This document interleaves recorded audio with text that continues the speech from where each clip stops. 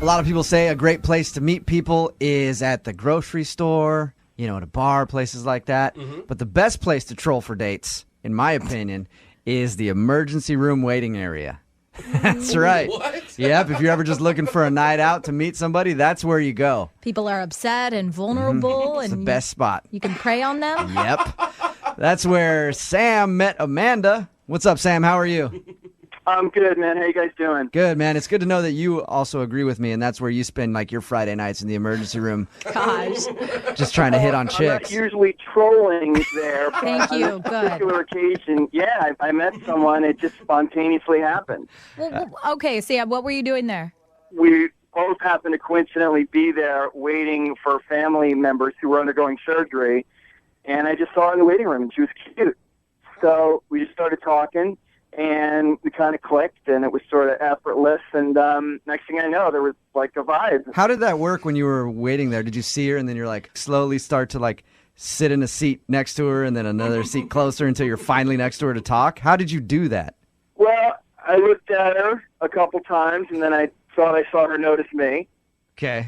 And she kind of smiled. And you're like, what are you in here for? Oh, this is so awkward. Basically. All right. So what did you guys talk about? I mean, you both were there for a while, I'm assuming. Yeah, for 6 hours. Oh, jeez. Holy moly. So did you go in depth about what your relative's surgery entails? Romantic conversation like that? Yeah, which was, in a weird way, it just sort of cut through the usual formalities. Cut through, of course. Sorry. And you liked her a lot. What was so cool about her? She caught my eye, obviously, because she was attractive, but she was funny. She had sort of a dark sense of humor about the whole thing.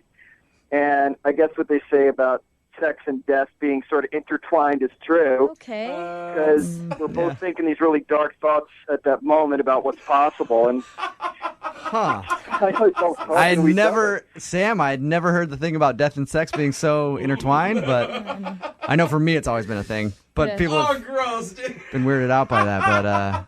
But it's nice to see that you're out there too. I'm not saying that death is arousing. I'm just saying it's like when you're depressed at that moment, you're just thinking about anything to cheer you up, and all right. that works. Let's move away from that direction. What do you guys think? Did you talk to her about sex on your hangout there? No, we didn't talk about sex, but we were just talking about our families. All right. Okay. And how did the evening end for you? So we'd been there about 4 or 5 hours, and I was hungry. I asked if she wanted a bite. She said sure, so we went to the vending machines together. Nothing more romantic than an emergency room vending machine. Jubal, I like your style. You're right. This may be the best place for a date. Yeah. Cheap dinner. Mm-hmm. She's forced to stay there the entire time. Yep. She can't get away. It was pretty casual. It wasn't a candlelight dinner or anything, but it got the job done. So how did your little 6-hour ER waiting room romance end? I mean, it ended with me saying, "Can I call you sometime?" And she said, "Sure." All right. Okay. And how many times have you tried to get a hold of her since? I sent her a first text saying, "Hey, it was nice meeting you and hope everything turned out okay." And then I didn't hear back. So then I sent her another text saying we should go out sometime, and Nothing. I haven't heard back. So she hasn't even talked to you at all?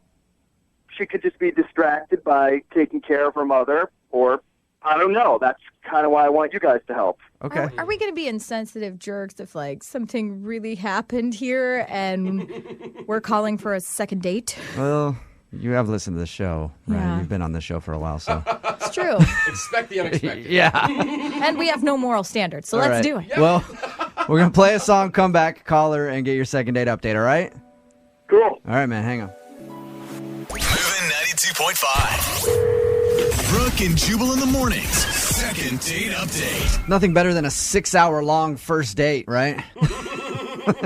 Which is what Sam had with Amanda because he met her in the emergency room waiting area while both of them were waiting on family members to have surgery. Another romantic ideal location. And I think, Sam, I think you made a mistake being at the emergency room and only hitting on one person. I didn't want to get a bad reputation. Well, yeah, but after the girl that you want to call right now, Amanda left, there's nurses walking around. There's all kinds of people. I think you spent too much time on that one person. That's the first rule of emergency room dating. Spread the love. Nobody ever taught me. Now I know. Yeah, see? You can learn a lot from this show right here. All right, man. Are you ready to give Amanda a call? Absolutely. All right, we're going to call her right now.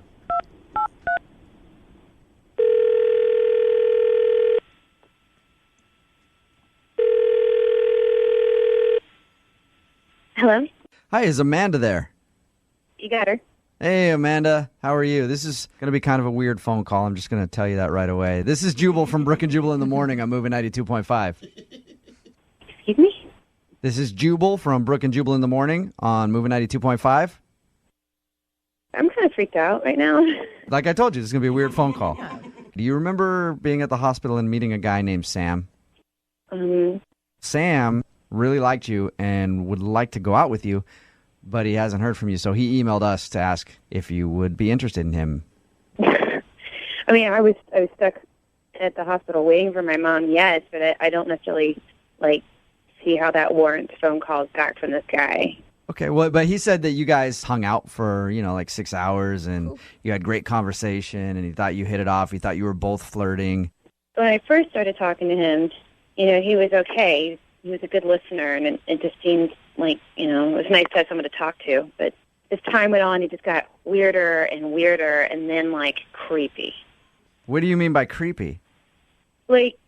Making jokes out of ailments, knock, knock, who's there, HPV, and then nothing. Weird stuff. That's one of my favorite jokes. No, it is not. Yeah, it is.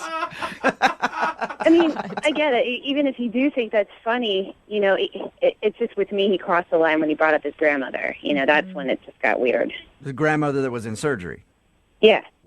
What he told me still gives me chills. What? What do you mean? What did he say to you? We're talking about my mom, and he's talking about his grandma, and, hey, I hope your grandma makes it. And he said, if she makes it, she makes it, but it's okay if she doesn't. What? Oh, my God. Do you think he was obviously just joking? I mean, I would hope to God he's joking, and I just, I was kind of gave like a haha, to see if he'd laugh too, and he didn't. And then he went on to say, well, she's lived a good life, and she's prepared, she's saved, so she's rich, so I'll get a lot of money when she bites it. Oh, no. What? Okay. Oh, now, my Amanda, God. do you think that this guy just had a horrible sense of humor? I hope to God it's just he has a really bad sense of humor, but after he said that, he wouldn't mind that his grandma died, he was going on and on about the money that he would get and how he'd spend it.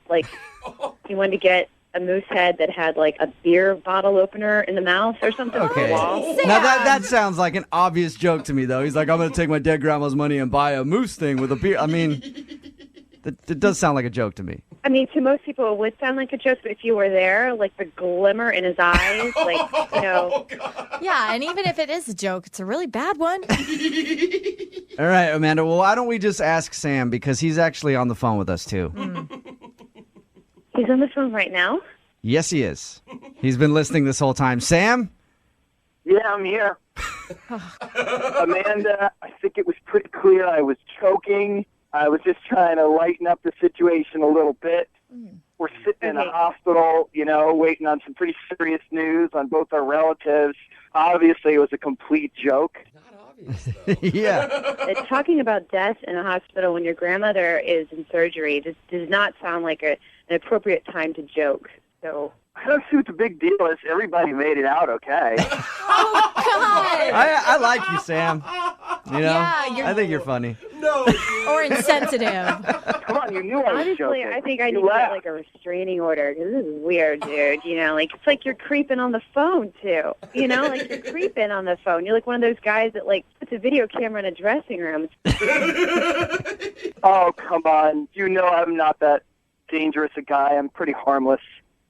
Oh yeah, I mean, you talked to me for 6 hours. She obviously wasn't so freaked out. I mean, she gave me her number.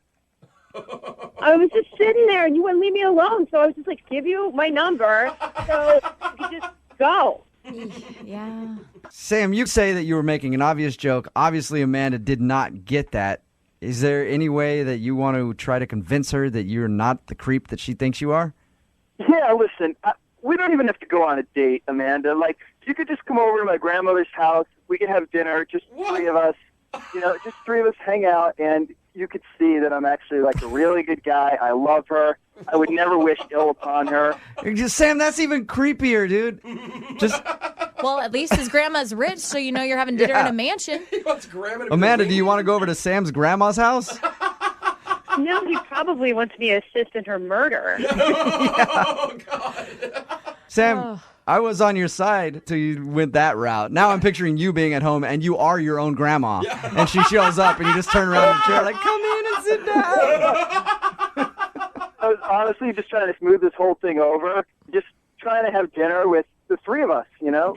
Me, Amanda, and my grandmother. Just blow this whole thing out of proportion. I know what you're... weirder than it is. Sam, I know what you're trying to do. You're trying to show Amanda that, hey, look, you watch me and my grandma together. You'll see that I don't want her to die. But it's weird to ask somebody on a first date with your grandma. Well, technically, it would be a second date. And normally, it's not a tactic I would ever use, but she thinks that I have some evil wishes, which is the farthest thing from the truth. I just wanted to prove her wrong. Okay, Amanda? Some women might find it sweet. Some might. Amanda, would you like to go out with Sam again? We will pay for it, with or without the grandma. I'll pay for everybody. I don't, because it'll try to make my skin into like a shirt or something. Like, All right, there's no way that we can get you to go out with Sam again to prove that he's not a creep. I would have to be drugged and tied up. Wait, he would probably like. Yeah, I was going to say, I'm sure Sam could hook you up. Oh, no. Oh, no. Brooke and Jubal's second date update. Practice makes perfect. With pretty much everything you do, right? Yeah, that's true. That's why if you haven't been out on a date in a long time and you don't have a lot of practice, you're probably going to screw it up. I see what you mean. And that's what Doug thinks he did with his first date with a girl named Rachel that he met online. He's on the phone with us right now to do a second date update. And apparently Doug hasn't been out on a date in a long time and thinks that maybe his nerves got the best of him. What's up, Doug? How are you? I'm pretty good. How's everybody over there? Not too bad, man. Doug. Where'd you- So how long has it been, first of all, since you went out with an actual woman? It's been close to a year. That's okay. I guess it's been a long time because I got out of a rather long relationship and was just waiting for the right girl and the right time. So you met this girl, Rachel, online that you want to call today. Yeah. And what did you like about her so much? Obviously, her profile pic is very attractive. She's super cute. Our conversations online just seem to have like a really good taste and chemistry to it. Okay. And she's just got some really cool interests. You said that you think your nerves got the best of you. Yeah, I think so. Okay, what do you mean by that? Well, I hadn't been out for a while, and I don't know. It was just I tried to go in preparing a little bit. Did you Oh, no. prepare like everything that you were going to say to her? Like cue Like you cards? had a script or what? No. I saw these really nice flowers in the store, and I got them for her. Okay. I just thought that she would really like them. Did she not respond well when you brought her flowers? I mean, that's always a nice gesture. Yeah. Yeah, I thought I just tried to do things like that. But that doesn't sound like nerves. Well, I did something else that maybe, I went a little too far and my nerves got the best of me. I read her a list that I wrote at dinner, and it was a list of 10 things that I really liked about Rachel. All right, yeah, that's a little cheesy there, man. So before the date, you sat down and wrote out a list of things that you like about her. Yes, it was things like, I really like your smile. It lights up a room, and you have a weird sense of humor like mine. I guess, you know what? Hey, Doug, I never really asked you, how long did you talk to her online? I mean... We were talking for a couple of weeks. Okay, because you didn't meet her and then it was the next day you're going out and you already had this list. No, there was a little bit of, And a list of 10 things is a long list. What number did you realize maybe I should stop? I guess maybe around 6. Well, it would have been kind of a jerk thing to be, here's the one thing I like about you, Rachel. Yeah. There's one. Did you tell her that you were nervous? Did you just fess up, be like, oh, God, I'm sorry. I Yeah, haven't done this I mean, in a it while? was kind of like that moment when I got to the middle of it where I was like, oh, I'm really nervous, maybe this wasn't the right idea. What was her reaction after that? I mean, she got a little quiet, but then, tried to laugh it off, I guess. Okay. I did notice as we were leaving the restaurant that she left the flowers, and, there was that weird, awkward moment of, like, do I go back and get them, or... I don't know. I was kind of nervous. You should have gone back and got them and then followed her back to her house and delivered. So when you said goodbye to her, did everything seem cool? Did you agree on a second date? Did she seem into it? Or I walked her to the car and I got a little peck kiss. Uh-huh. And I don't know. It seemed like she didn't have to kiss me for any reason. So I felt like that was a good moment to end on. have you asked her out since? Yeah. I texted her, very positive things, that I had a great time about the date, and maybe we should go out again soon. And all of the responses that I was getting from her were really short. It was like, sounds good, and then nothing. And I was like, how's your day going? She said, it's okay. Yeah, that's the worst when you're like, how's your day going? Fine. Are you- All right, that sucks. Or when you just get a K back about something. Want to go out sometime? K. I mean, I didn't think it had gone that bad, but it was my first date in a long time, and I was admittedly nervous. And I know that I can do better. So you want to call her, get her on the phone, ask her if you did something wrong, and then ask her on a second date. That's what I would like to do, yeah. All right, we're going to play a song, come back, see if we can get her on the phone and get your second date update, okay? Okay. All right, hang on. Moving 92.5. Brooke and Jubal in the mornings. Second date update. I wish people would take my advice and stop trying so hard. Like, try just hard enough. Like with everything. Everything gets better when you stop trying. Like, I used to really try to do a good job at radio and everything else, but once I stopped caring, show's ratings are better than ever. Like, once you just give up and don't try so hard, things get good. And Doug is on the phone with us right now, and I think that's his problem on his first date with a girl named Rachel who he met online. He tried way too hard by showing up with flowers. That's not the bad part. But making a list of the 10 things that you liked about her, Doug, and then reading it to her at dinner, probably a turnoff. Probably at this point, yeah. I'm willing to admit that. You meant well, but unfortunately, since your date, all you've been getting is one-word answers from her and no second date. So we're about to call her, see if we can get her on the phone, and then ask her if it was the list of the 10 favorite things about Rachel that turned her off and is making her not want to go out with you again. Doug, why don't you just scrap this one and start new? I mean, you haven't dated in a year. Maybe you need to get a couple other dates under your belt. I mean, why is it so important for you to get a second date with this girl? It's kind of two reasons. I really like her, and I want to prove that I'm not a nervous weirdo loser. I think that I let my nerves get the best of me, Okay. probably because I hadn't been on a date in a long time, You want a do-over, second chance. Yeah, a second first shot. All right. Well, I'm going to dial the number right now and see if we can get her on the phone, okay? Okay. All right, man. Hang on.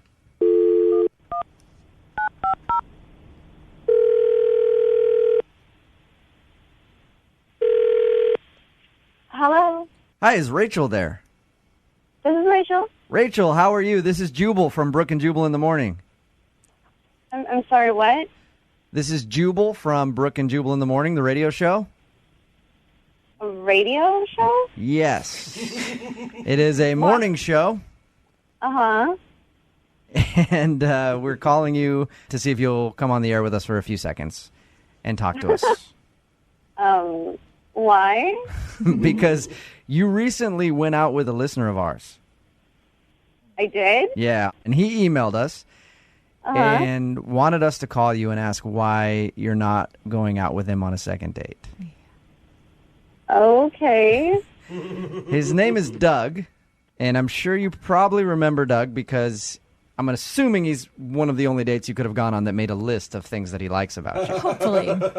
Oh, yeah. Yeah, I know Doug. Yeah, you do. Okay, so Doug emailed us, right? Said that he had a great time with you, but since your date, he's been getting like one-word responses from you, and it's obvious that you don't want to go out with him again. But Doug really wants to see you and is wondering if he did something wrong when you two went out and if you wouldn't mind telling us what that is. He's fine. He was a nice guy. He's just, if you guys talk to him, can you just let him know that I said thanks so much for the date and that he's a really nice guy? Okay. Yeah, we'll talk to him about this whole thing, and I appreciate you staying on the phone with us. I do. I just want to ask you, because he told us about everything, and he feels really bad about making a list of the 10 things that he liked about you.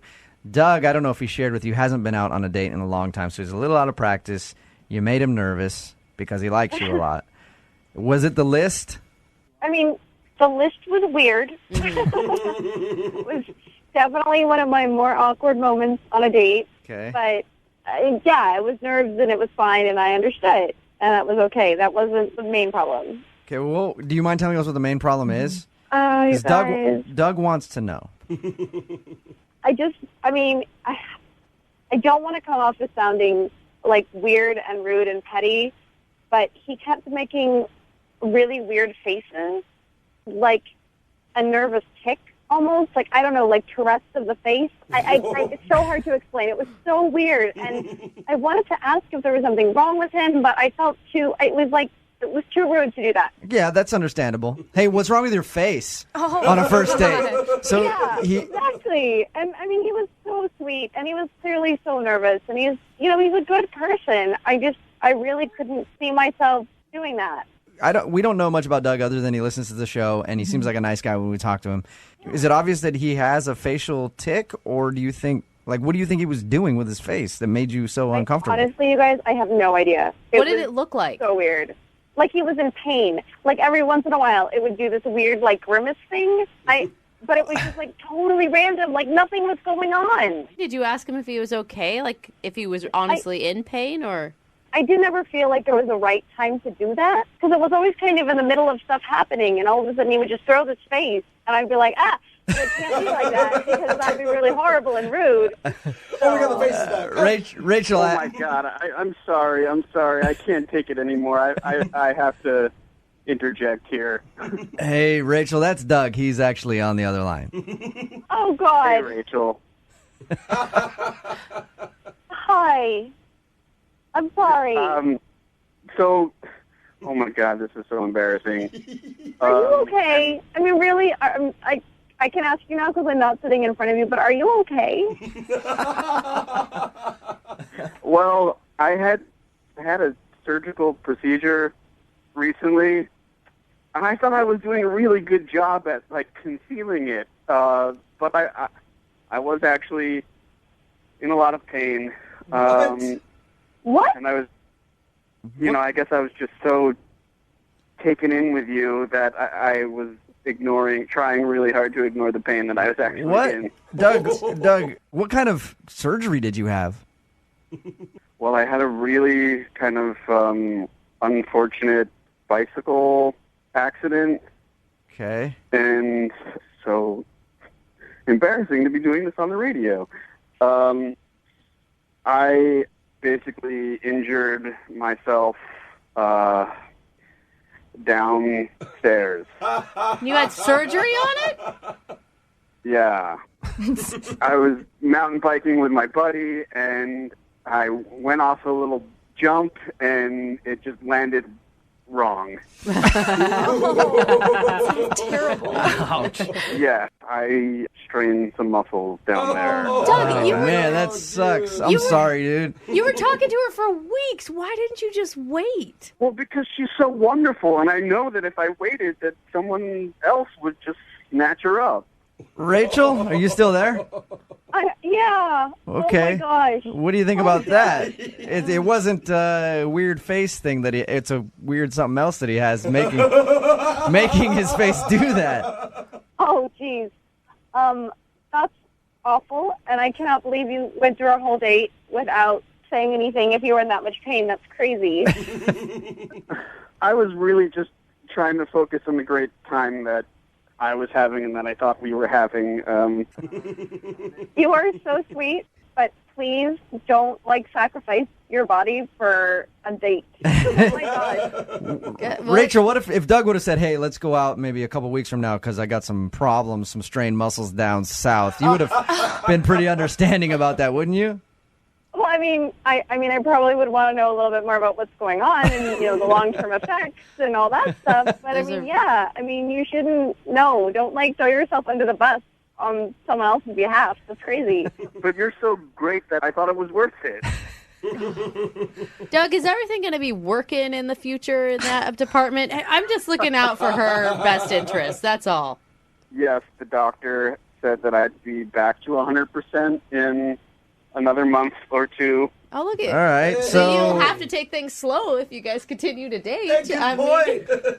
So, Rachel, would you like to go out with Doug again, knowing what you just learned? We'll pay for a second date if you give him another shot. Only if he's well enough to go. Okay, Doug, are you well enough to go on a second date, or do you need a couple more weeks? I'm good to sit at dinner and, things like that, taking it slow, but we couldn't probably do I think we know what you're saying, Doug. All right. Well, congratulations, and we'll send you guys out on a second date for some dinner. Yes. We'll pay for it, and then anything else is up to you guys and Doug's timeline. Follow your doctor's orders. Yeah. Rachel, I'm so happy. Thanks for giving me another shot. I will definitely make it up to you. Only if you take better care of yourself. Yeah, he'll make it up to you in about 6 to 8 weeks. Brooke and Jubal in the morning. Brooke and Jubal's second date update. I have a surefire way to meet women, and I'm assuming that the guy on the phone for a second date update today did the same thing that I've done many times, and it always works. You see a hot girl go into a store or something like that, you see her in the parking lot, you just walk up to her car, you pop the tire, and then you hang out in the parking lot till she comes out, and you're like, oh, you need help with that tire? Let me help change that for you. Works every time. You're one step away from a serial killer. That's like vandalism, isn't I've done it a lot. Sometimes I just go and I just pop tires in parking lots just in case on my way into a store. And that's what I'm guessing Dallas did today. He's on the phone to do a second date update, and that's how he met the girl that he wants to call today. Well, now, I didn't pop the tire. Just so happens I did change her tire. Oh, Thank God, okay. Dallas. For future reference, if you want to meet a girl, that's the best way to do it. Pop her tires, and then you'll have no choice but to help her. So your email said that you met the girl you want to call today because she needed a tire changed, and you came to her rescue. Yeah, I did. What's her name? Brittany. Brittany? Okay, and was she changing the tire, and you just walked up behind her and were like, hey, little lady, you don't know how to do that. Let a big man help you out. No, it didn't really happen that way. A few weeks ago, I was at the mall and doing some shopping, and as I was leaving, Brittany flagged me down, and she was kind of like in a panic, and she asked me if I knew how to change a flat tire. So, obviously I did, luckily, and she asked if I could help, and I said, of course. So went to her car and started to, jack the car up and change the tire, and I had noticed she had this like really cute Southern accent, and so I kind of went out of my way, and I was like, "Are you from around here?" And she was like, "Why, no, sir, I'm not. I'm just a poor Southern girl who needed a tire changed." Yeah, and why don't we go out for some sweet tea and maybe some cheese grits? Sounds like the start of a porn or something. Yeah, right? Do you like cheese grits? Anywhere in town a lady can get some nice cheese grits? What is wrong with you? Did you hit on her, or how did you proceed after that? Well, she kind of went on to tell me that she was new to the area and that she didn't really know anyone. And when I was done changing the tire, she was really, really thankful, and she shook my hand. And as I was getting ready to grab my stuff and leave, I kind of just stopped and turned around, and I kind of just said, "Hey, do you want to go out? Do you want to go get some food or something?" And she said, "Sure." Wow. Like at a later date, or you guys went that day? Oh, we went right then and there. Oh, that's cool. You did? Oh. We went and got food really, really close to the mall, and this is where things kind of took a turn. We went to eat, we ordered our food, and we were both about halfway done eating, and I noticed that she kind of stopped, being so responsive to conversation. She was a lot less talkative. She started to become a little, timid and shy, I guess. I do declare that I believe you have overstepped your bounds, sir. I will take off my long white glove and slap you in the face. Did you say anything to make it seem like you offended her? No, not at all. It kind of just all of a sudden it was like she just stopped talking. So I said, is there anything wrong? And she said, well, she didn't really like the food at the place we were eating at. So I said, well, okay, do you want to leave? I felt really bad. And she was like, no, that's okay. It's fine. So when the waiter came back, I asked him if, we could get the check and if he could box up our food and we could go.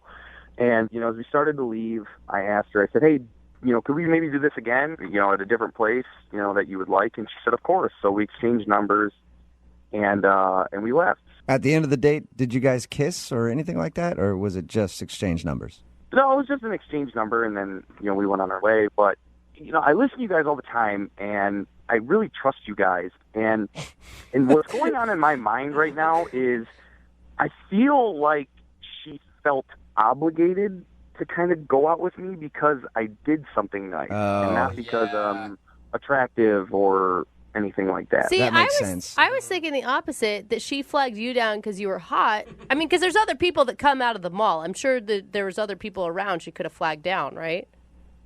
Of course, yes. I don't think she was obligated at all. I think she set it up. Well, maybe she felt like she was obligated. Well, if she set it up, she definitely didn't like something about him because she's not calling him back. Well, maybe his personality failed. I don't know what happened. So you think maybe she felt obligated and that's the reason that she's not calling you back? Exactly. Which is weird because she just moved to town, so she doesn't have very many other friends. And whenever I'm new to a town, I say yes to anybody, no matter who you are. Like, Wow. yeah, I'll hang out with you. I don't know. Really? I'm new to town. Yes, gentlemen, jump on it. I say yes to anybody whenever I move to a town. That's good to know. To go out and show me around. Yeah, we know what you meant. We all know what you meant. All right, Dallas. Well, we'll play a song. We'll come back. We'll get your Southern lady on the phone and find out why she's not ringing you back, okay? All right, guys. All right. Until then, you enjoy some sweet potato pie. We'll do it right after this. Moving 92.5. Brooke and Jubal in the mornings. Second date update. Dallas is on the phone with us to do a second date update today. Not the city. That's good. I wish the A whole guy city. named Dallas is on the phone with us to do a second date update today. He wants us to call a girl named Brittany. I'm going to actually recap his date by telling her side of the story. I think this is what she would say when we talk to her. So there I was. Had a flat tire on my car, and I did not know how to fix it. I was just staring at this tire as confused as a fart in a fan factory. And then all of a sudden, out of the store, I see this big, strapping young gentleman named Dallas. And I was hollering like a stuck pig, asking him to come help me out. So I walked up to him. I said, "Kind sir, do you think you could help change the Southern lady's tire?" And as he was changing it, I was just sitting there grinning like a possum eating a sweet tater, looking at how he changed my tire and helped me out. And then, could you believe the nerve of this man? He asked me to go to food with him right after. And the only reason I did was because I felt obligated to, because normally a Southern lady would make a gentleman court her properly. So we had a meal, and then once we were done with our meal, we went our separate ways, and I would never talk to him again because he was way too forward. I just smacked him in his stupid face. Hey, Dallas, is that about right? Yeah. I think I should take you out on a date. Yeah, I was going to say, after that, we don't even need to make the phone call. I mean, that kind of settles it, doesn't it? Dallas met this girl, Brittany, in the parking lot. She had a flat tire. He was walking out. She said, "Can you change it?" He changed it, and then they went to go eat. The meal went well, and then about halfway through, she kind of seemed cold and awkward. And they exchanged numbers and said they might go out again, but she hasn't been very receptive. We're about to call her right now. Okay. Here we go.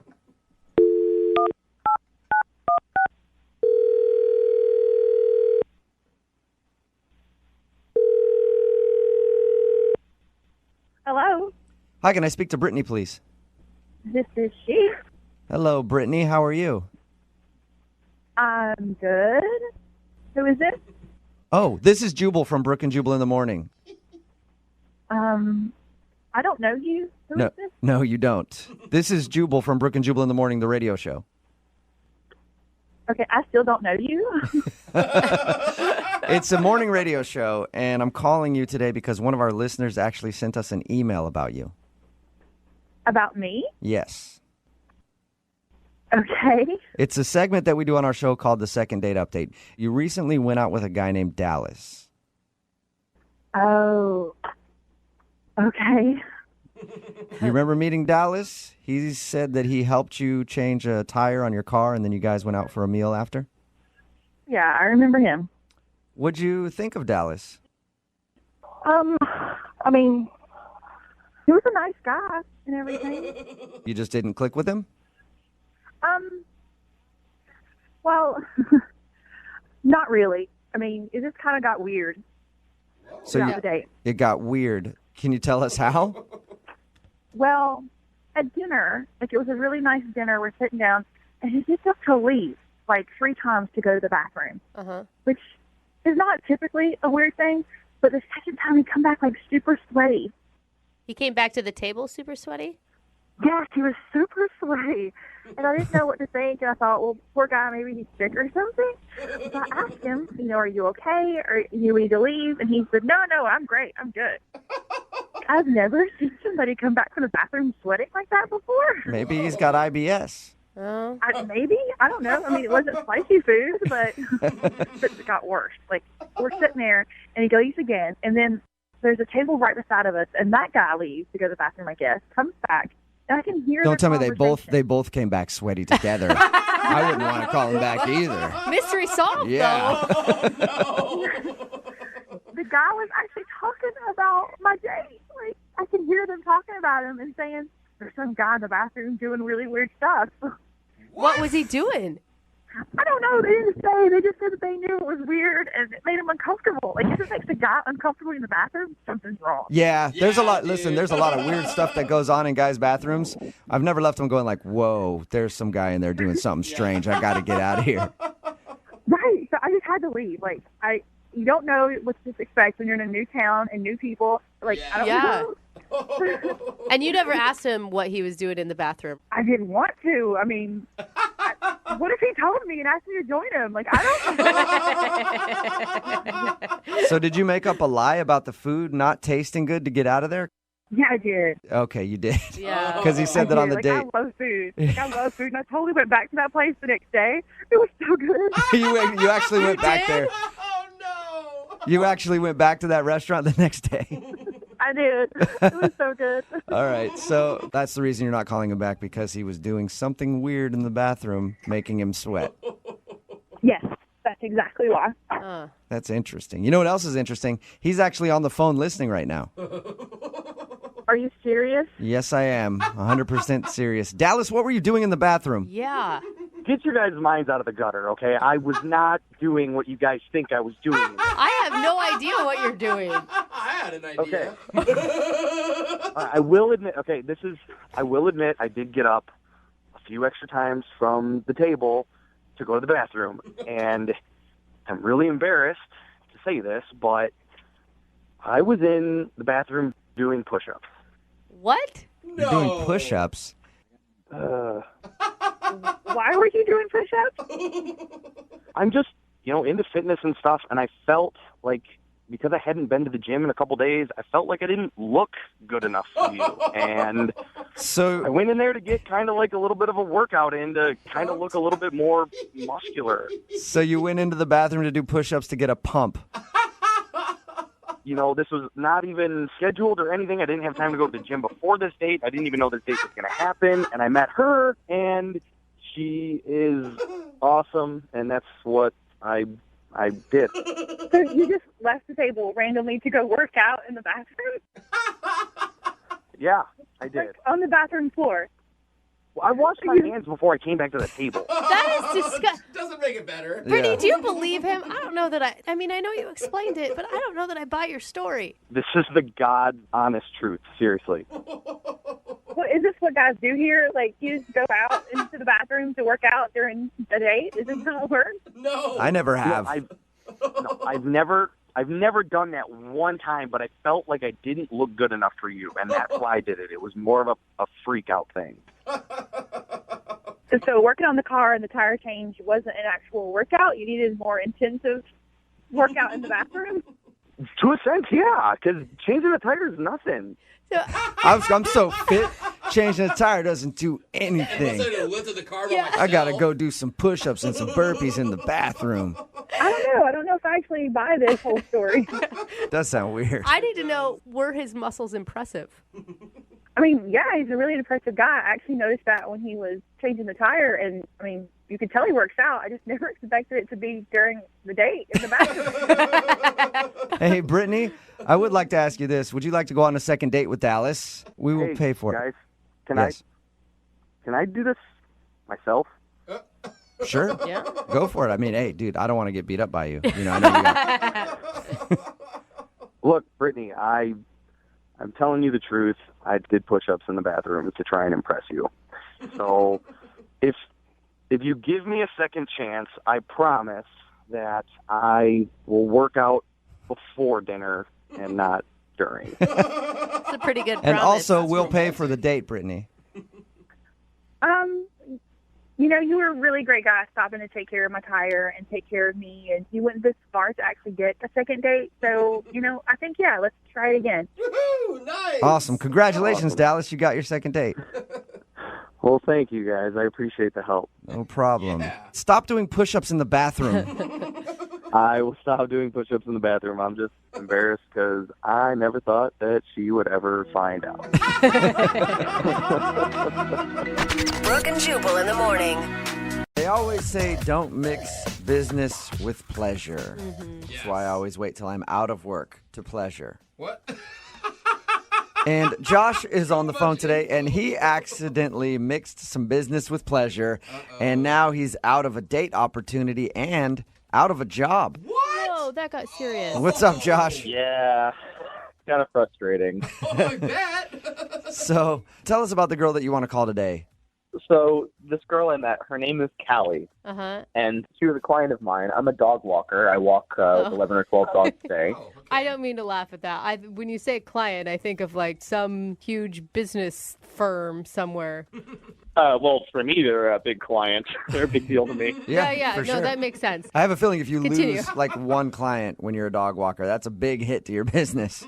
It can be, but they tend to come and go pretty frequently. You never know. Okay. Yeah. So your email said that she was a client of yours and now she's not talking to you? Yeah, so basically the story is she found me online, and she lived pretty close to me, just a few blocks away, which is great for me. And before I sign her on as a client, I go over there to meet the dog and meet her and exchange keys and everything. So that's how I met her. Okay. And you were Okay, like, and- you know what? Before I walk your dog, you and I should get a little intimate and get to know each other first. You got to get to know the owner before you can take care of the dog. I try not to do that with every client, you know. Did you want to ask her out immediately? You know, I was attracted to her, but it's not really appropriate for me to be asking out clients, so that didn't even really cross my mind. I was just like, oh, she's really nice. This is great. So how'd you guys go out then? So I'd been walking her dog for maybe a week, and just hadn't been that long. And because she lived so close to me, she was the last dog on my route. Uh-huh. So when I went to walk Penny, oh, by the way, her dog Penny is just like the cutest, best dog ever. It's my favorite. Oh, Penny, I like that name. Dude, and seriously, what girl doesn't fall for a man who's good with dogs? It's like kids, right? It's Yeah, like a it's turn-on. good. It's a good quality to have.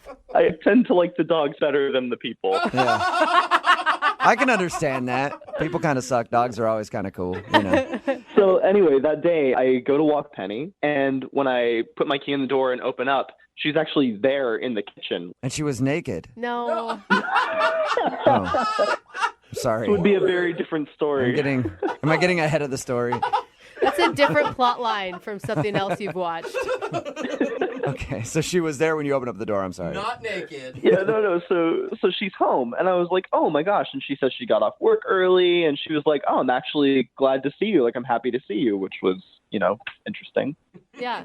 So we start chatting again, just like last time, and I walk the dog and come back, and she's like, hey, do you wanna go out for a drink or something? Oh, nice. So she bold asked you move, out. ma'am. Yeah. So I would never ask out a client, but apparently she had no problem asking out the dog walker she just hired. Okay. Dude, that's sweet. That's got to feel good. It did feel good. So sorry, I'm getting really flustered. Yeah, I can hear you blushing over the Yeah. phone right now. So we end up just kind of walking around the area a little bit. We find a little pizza place, so we stop in there, and we got some pizza and maybe half an hour, and we got the check. And she was like, "Okay, well, I'll see you later. Bye." That's it? Yeah. What? Okay. It's really only been like half an hour. So I was like, was this even a date? Did she just want to get some food and I happen to be here? Like, what's the deal? I could really use somebody to get pizza with. Oh, the dog walker's here. Let's go get pizza. What do you think? So who paid? I did. I mean, it was just a couple slices of pizza, so it wasn't, you know. Okay. One thought I had was I just finished my route of 11 dogs, and then I've got their scent all over me. I basically smell like a giant dog park. All right. And you're thinking that she smelled you at dinner and was like, okay, I got to go. I don't want to date this dude. I don't know. Maybe that was enough to put her off. I really don't know. So I texted her later, and I was like, hey, are you doing okay? Is everything okay? And she took a little while to respond, and when she did, she said, actually, I found someone else to walk my dog. Whoa. Wow. So Wow, you got dumped twice. Yeah. So I got ditched on the date and ditched on the dog. man, you must have done something else if she even fired you from walking her dog. That's what I thought, too. So I said, what happened? Did I do something wrong? And she said, nah, just not working out. That's it. Just not working out. And you don't remember saying anything like disparaging about her dog or... I would never. How dare you? This is, okay, I know this sounds bad, but like this is the biggest tragedy of losing that little dog. Oh, Penny. Yeah, you don't get to walk little Penny anymore. I know. It actually kind of chokes me up.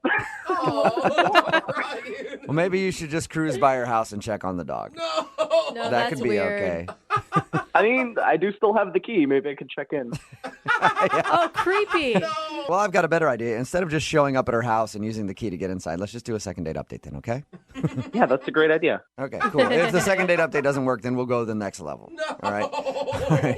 We'll play a song, come back, call her, and get your second date update, all right? All right, thank you guys so much. Hang on. Moving 92.5. Brooke and Jubal in the mornings. Second date update. You know, a lot of people think that not calling somebody back for a second date is a victimless crime. But it's not. Because Josh is on the phone with us, and today he wants to call a girl who blew him off for a date. He was her dog walker, and now not only does he not have a date, but he also doesn't have a dog to walk. And the real victim here, is Penny, the dog. Oh, poor Penny. Little puppers. Hey, Josh, you on the phone? Hey, yeah, I'm here. What kind of dog is Penny? She's a French bulldog. Penny the Frenchie, Oh, so cute. sitting home, alone, wondering when somebody's going to come take her for a walk. But now, nobody's showing up. Nobody's ever showing up to take Penny for a walk. You're going to make him cry. All because Sad. Josh ruined a date, and now a dog has to go walkless. No. Well, I don't think she's actually going walkless. Yeah. What happened was Callie, the girl that we're about to call for a second date update, went out on a date with Josh. They went out and got some pizza. She kind of ended the date early. After the date, he texted her and asked if everything was okay. And she said, actually, I think I'm going to find a different dog walker. So I think Penny will be okay, but Josh might not be. We're about to find out. It is strange since she's the one that asked you out. Do you think you screwed up on the date or do you think you screwed up walking her dog? I think there must have been something strange on the date because she was ready to go out, and then at the end, she was done. Yeah, you said she finished the date pretty quickly, and she was kind of different to you after, so. Absolutely, yeah. Unless maybe her dog texted her while you guys were out and told her about something you did while you were walking her. Yeah. Well, then I want to know what went wrong with the dog. I didn't do anything. Frenchies are very advanced. I could see that. What did Penny say? All right, I'm going to dial her number right now, okay? Okay, I'm ready. All right, here we go.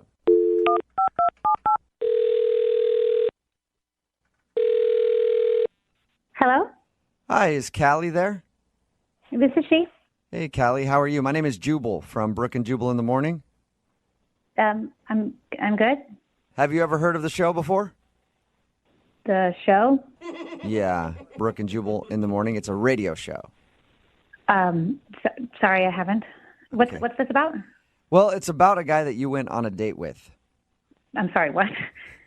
I'll explain. We do a segment on our show called the Second Date Update. So you recently went out with a dude named Josh. Okay, Right. this is weird. Yeah. And Josh listens to our show, so he emailed us asking if we could call you to find out if he did something wrong when you guys went out for pizza. Huh. Okay, well, I just don't think it's going to work out. Yeah, So he you- told us that. He's kind of concerned Because he wants to know if he did something so bad that you wouldn't even allow him around your dog. I mean, I just realized he's not the kind of guy I want to be around, and really not the kind of guy I want Penny to be around. Penny is my dog. What? Really? He seemed like super caring about your dog, so much so that I think he was almost more upset about not getting to see Penny than not going out on another date. He didn't do anything wrong. It's just kind of my thing, and I just realized he wasn't a good match. What? Okay. What is it? I mean, I'm really confused. You know, like different personality studies that like scientists do about like how to tell different traits about people. Yeah, I've had a lot of those done on me by psychologists. So I'm familiar with those things. You're the only one that skips therapist and goes straight to psychologist. Yeah, no joke. I mean, I'm just a big believer in that. I think that most of those things are really true. Okay. So did you make him take some kind of psychological test or an evaluation or something? No, I just have a little thing that I do to get to know people a little bit better. Okay. Ooh, what is it? I want to know. Well, there's this one study, and it's literally like 99.9% correct all the time. I read about it, and then I've been like paying attention to my life, and this is like always true. Okay. And it's that you can tell about somebody's personality based on the pizza toppings that they order. You're kidding, right? And where did you see this study? I read about it in Newsweek first, Okay. and then I looked it up, and it's like the study was really well done. But in my life, I've been doing this for a couple of years now, paying attention to what people order on their pizza, and it's true. Like, exactly what they say. Like, my friends, my, ex-boyfriends, it's all true. Like, what they say matches up with what people like on their pizza. Yeah, but it's like, it's kind of like astrological signs. Like, those definitions are always so vague that they could probably work for anybody. These have been really specific. And at first, I would try to ignore it. Tried to go out with guys who their pizza toppings told me the wrong things about their personality, and it was a mistake. It works out better when I just follow the guidelines. So what did he order on his pizza that made you ditch him after only a half an hour? He got the works, which is just a total red flag right off the bat. Yeah, tell me about it. Come on. You mean he got green peppers and lots of meat and onions and some olives? He wasn't specific. He just ordered the works, And so what that means is that somebody is indecisive and lazy. They can't even choose what toppings they want. They just order the one with everything on it. Okay. Yeah, or he just has a liking of lots of flavor. I told you, this is my thing. It really works for me, and that's how I judged him. If he orders the works, he's probably never going to make anything of himself or make anything out of his life. Does he seem like a lazy, no-good dude? No, but, he is a professional dog walker and has been doing that for a while now. Whoa! Doesn't strike me as, the most ambitious person. But come on! Wait a second. I have to say something here. Callie, that's Josh. He's actually on the other line and wants to talk to you. What? Yeah. Are you kidding? He's been listening this whole time. Yeah, I just really don't appreciate being called lazy and being judged on my pizza toppings. Are you serious? Look, this is my thing. I'm sorry. You seem really nice, but, maybe if you were a pepperoni guy or something, it would work. That's a good choice, then. What's a pepperoni guy? Pepperoni guys are givers. They're romantic. Interesting. Yeah, everyone likes pepperoni. Everyone gets pepperoni. That is the most cliche, stereotypical thing I've ever heard. That's romantic? Not everybody gets it. You didn't get it. I ordered the works. There's pepperoni in that, along with 100 other things that are all amazing. No, it's not the same. It's not like if you order the meat lovers, those are the bad boys. It's not. All the different ones are very specific. Right. Callie, what do you do if people like different things on different days? What if Josh orders Hawaiian the next time you hang out with him? Yeah. But he should have ordered Hawaiian. Pineapple guys they're great. They're up for anything. Really? Oh, Who knew that? This is unbelievable. Josh, I'm sorry you had to hear it this way, but I really think this is true, and it does reflect accurately. You're a dog walker. It doesn't seem like you're trying to do anything else with your life. For your information, if you'd bothered to ask anything about me on the date, you would have known that I'm studying to be a vet. Oh, see? Yeah, take that. See, this is the thing. The works guys, they're big talkers. They like to make big plans, but they have no follow through. Oh, he's lying. All right, you hear that, Josh? Based on your pizza choice, you're not going to accomplish your goal of being a vet. I'm sorry that you had to hear I'm it. telling you guys, it's really accurate. Kelly, I feel like you're really going to miss out on some good people like Josh who like the works because you're stuck in you. this weird study that you read that sounds like it came from Cosmo magazine. You know, I've dated so many guys in my life, and this works better than anything else. Like, it works better than my own instinct. Well, Callie, would you like to give it another shot and see if maybe he'll order a different kind of pizza? Or if you have another food test that we don't know about, you could take him to that restaurant. Would you go on a second date with Josh? We will pay for it. I really don't think it's going to work out. And for him, really, I'm just kind of worried about his future. You're Wow. worried about his future. He's hopeless. You know what, Callie? This is really unfair, and I understand if you think I'm not a good enough person to date, but could you at least give your dog the benefit of having me as her walker? I think we really had something. You're really asking You still for want to that? walk her dog even after she said all that to you. I'm perfectly fine having a professional relationship, and I care more about the dog at this point. See, I think he's dedicated and going places, Kelly. I mean, wouldn't that be weird? Like, we went on a date, and now you know what I think of you, then you still want to walk my dog? Well, yeah, if you think I'm a guy who just has no ambition, is going nowhere, you'll know you have a secure dog walker for a long time. What do you think, Callie? How about this? No date, but you let him still walk your dog, Penny. Well, he was really great with Penny, and the replacement guy I got, I'm not even going to ask him out for pizza, so Must be a mushroom guy. He's not worth the pizza. Well, I don't even want to get to know him that well. and you guys really don't have to see each other, right, when you walk the dog? No, you can just show up and walk the dog. Josh, you still have my key, right? Yeah, I do, and I'll take really good care of Penny. Oh, see? Fine, but we don't have to talk, but you can definitely walk my dog. You're really good at it. All right, well, no second date for you, Josh, but you got your job back as a dog walker. That's what matters. That's all that matters. Brooke and Jubal in the morning. A text in at 78592 about today's second date update that says, that guy dodged a bullet. I don't think so. I think that he's lazy and unmotivated, and he's not going to do anything with his life. Talk about that in just a second, but real quick, I just wonder if you guys have heard anything about my friends at Advocates Law. Oh, who are they? AdvocatesLaw.com, 206-512-3555. Who are they, you ask? Well, they can handle personal injury if you're hurt at work or something like that. But they also handle auto as well. Let's say you're in a fender bender and you're having trouble getting money from the insurance. Just give them a call, 206-512-3555. You don't pay anything to talk to an attorney, and you don't pay anything unless you win.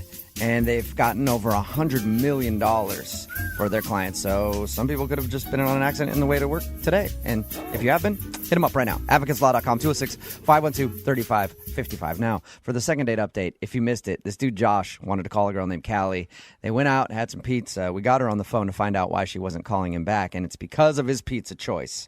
Believe it or not, that's the deal breaker. Wow. So She weird. said that she read some sort of survey or study on people's pizza choices. Oh, she made it sound very official. Very official. Yeah. I'm assuming it is, like on BuzzFeed or something, probably. Anyway, because he ordered a Works pizza, she was like, not the kind of guy I want to date. Oh, come At on. all. Yeah, if you order the works. She said he's like lazy and unmotivated and can't make decisions. No. She even went as far as to say that he wouldn't make it in his career that he wanted to have because of his pizza choice. So she didn't want to date a lazy loser that would order a Works pizza. Yeah, someone just texted in, just thought back on all my relationships, and everything she said about pizza was holding true. Okay. Maybe it is more true. I never thought about it. She said that she does this with all of her dates. She takes them out to pizza on a first date and then sees what they order I don't know. and bases her decision on going out with them again based on what they order. If he ordered a pepperoni pizza, I guess he would have been okay. Everything would have been great. And she really liked pineapple dudes. I married a pepperoni guy. I'll tell you, You not did? very romantic, but an excellent choice in a partner. Okay, so Yeah.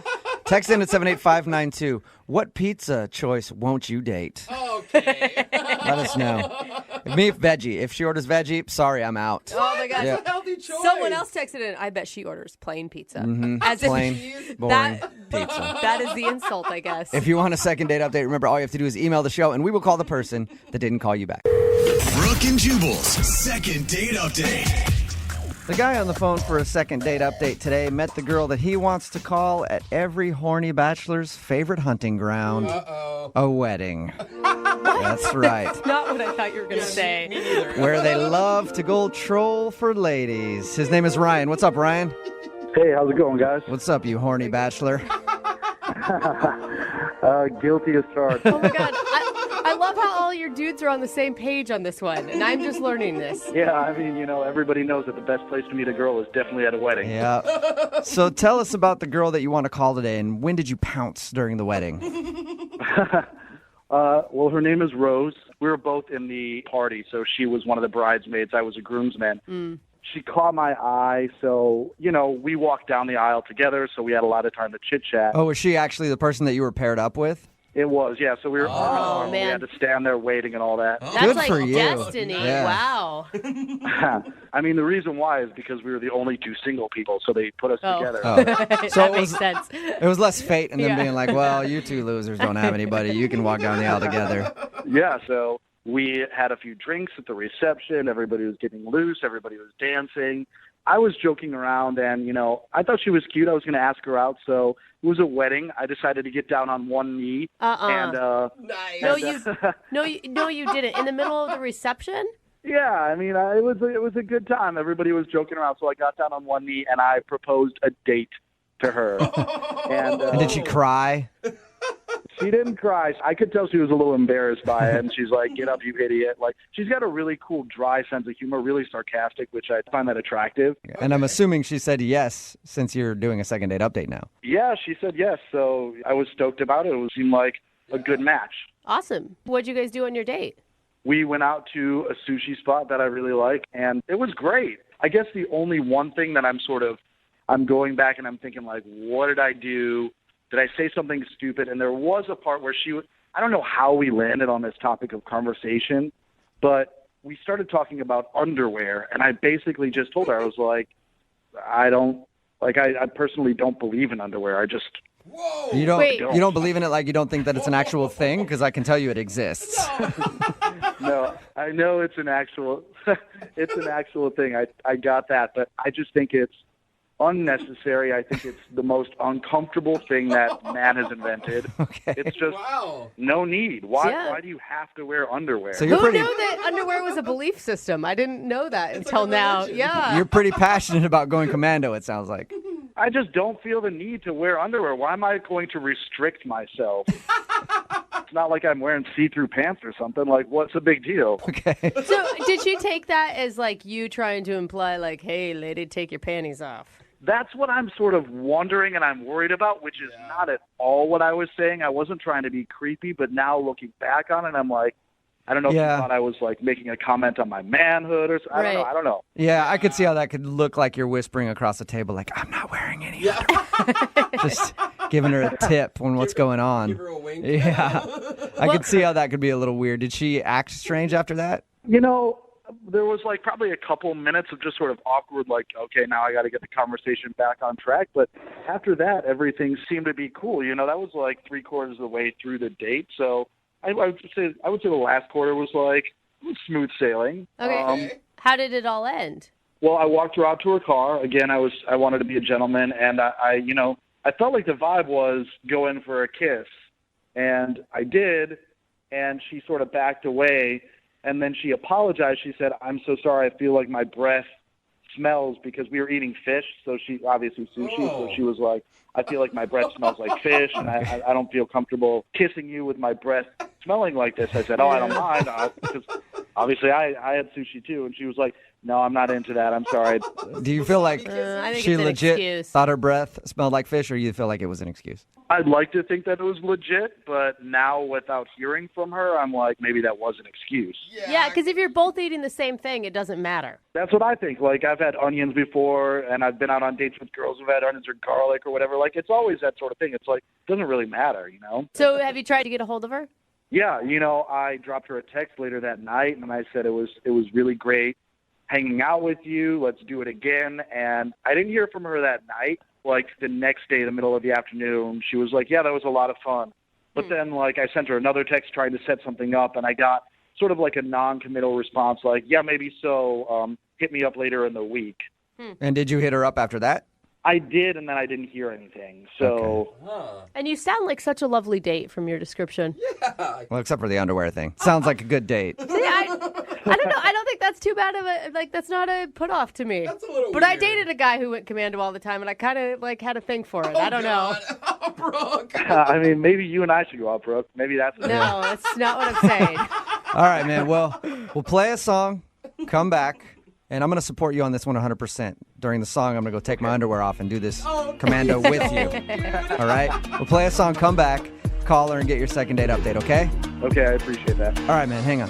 Moving 92.5. Brooke and Jubal in the mornings. Second date update. If you're just joining us for today's second date update, Ryan is on the phone with us. And Ryan, I have a question for you. Yeah, what's that? And hopefully this isn't going to come off as creepy as it did on your date, but are you wearing underwear? Oh.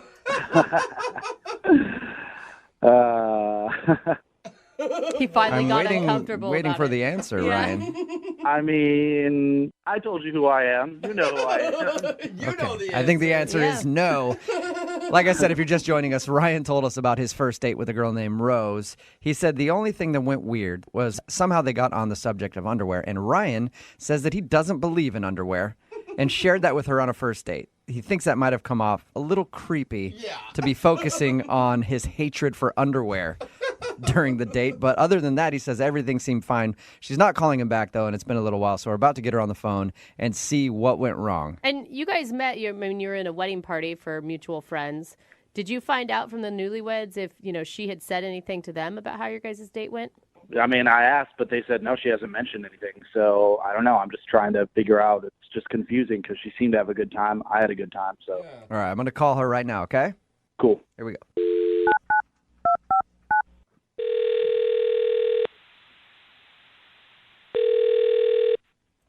Hello? Hi, is Rose there? Yeah, speaking. Hey, Rose, how are you? This is Jubal from Brooke and Jubal in the morning. Oh, okay. What's going on? Is there a reason why you're calling me? There is. We actually got an email about you from one of our listeners. Okay, an email about me? Mm-hmm. It's a guy you went out on a date with. Really? Yeah. His name is Ryan, and I'm sure you remember Ryan. He says you guys met at a friend's wedding. Yeah. Okay, well, he emailed us and told us a little bit about your date, but he also told us that you're not calling him back. So he asked if we could find out why you don't want to see him. Oh. Wow. Okay. He sounded really excited about you. Yeah. Yeah. Okay. Did you not like going out with him? I mean, I don't know if this is going to go anywhere. And why is that? Can you tell us? Oh my God, this is kind of awkward. I can tell you what he told us. Okay. So he said that you guys met at the wedding and had fun and then went to go get sushi. Yeah.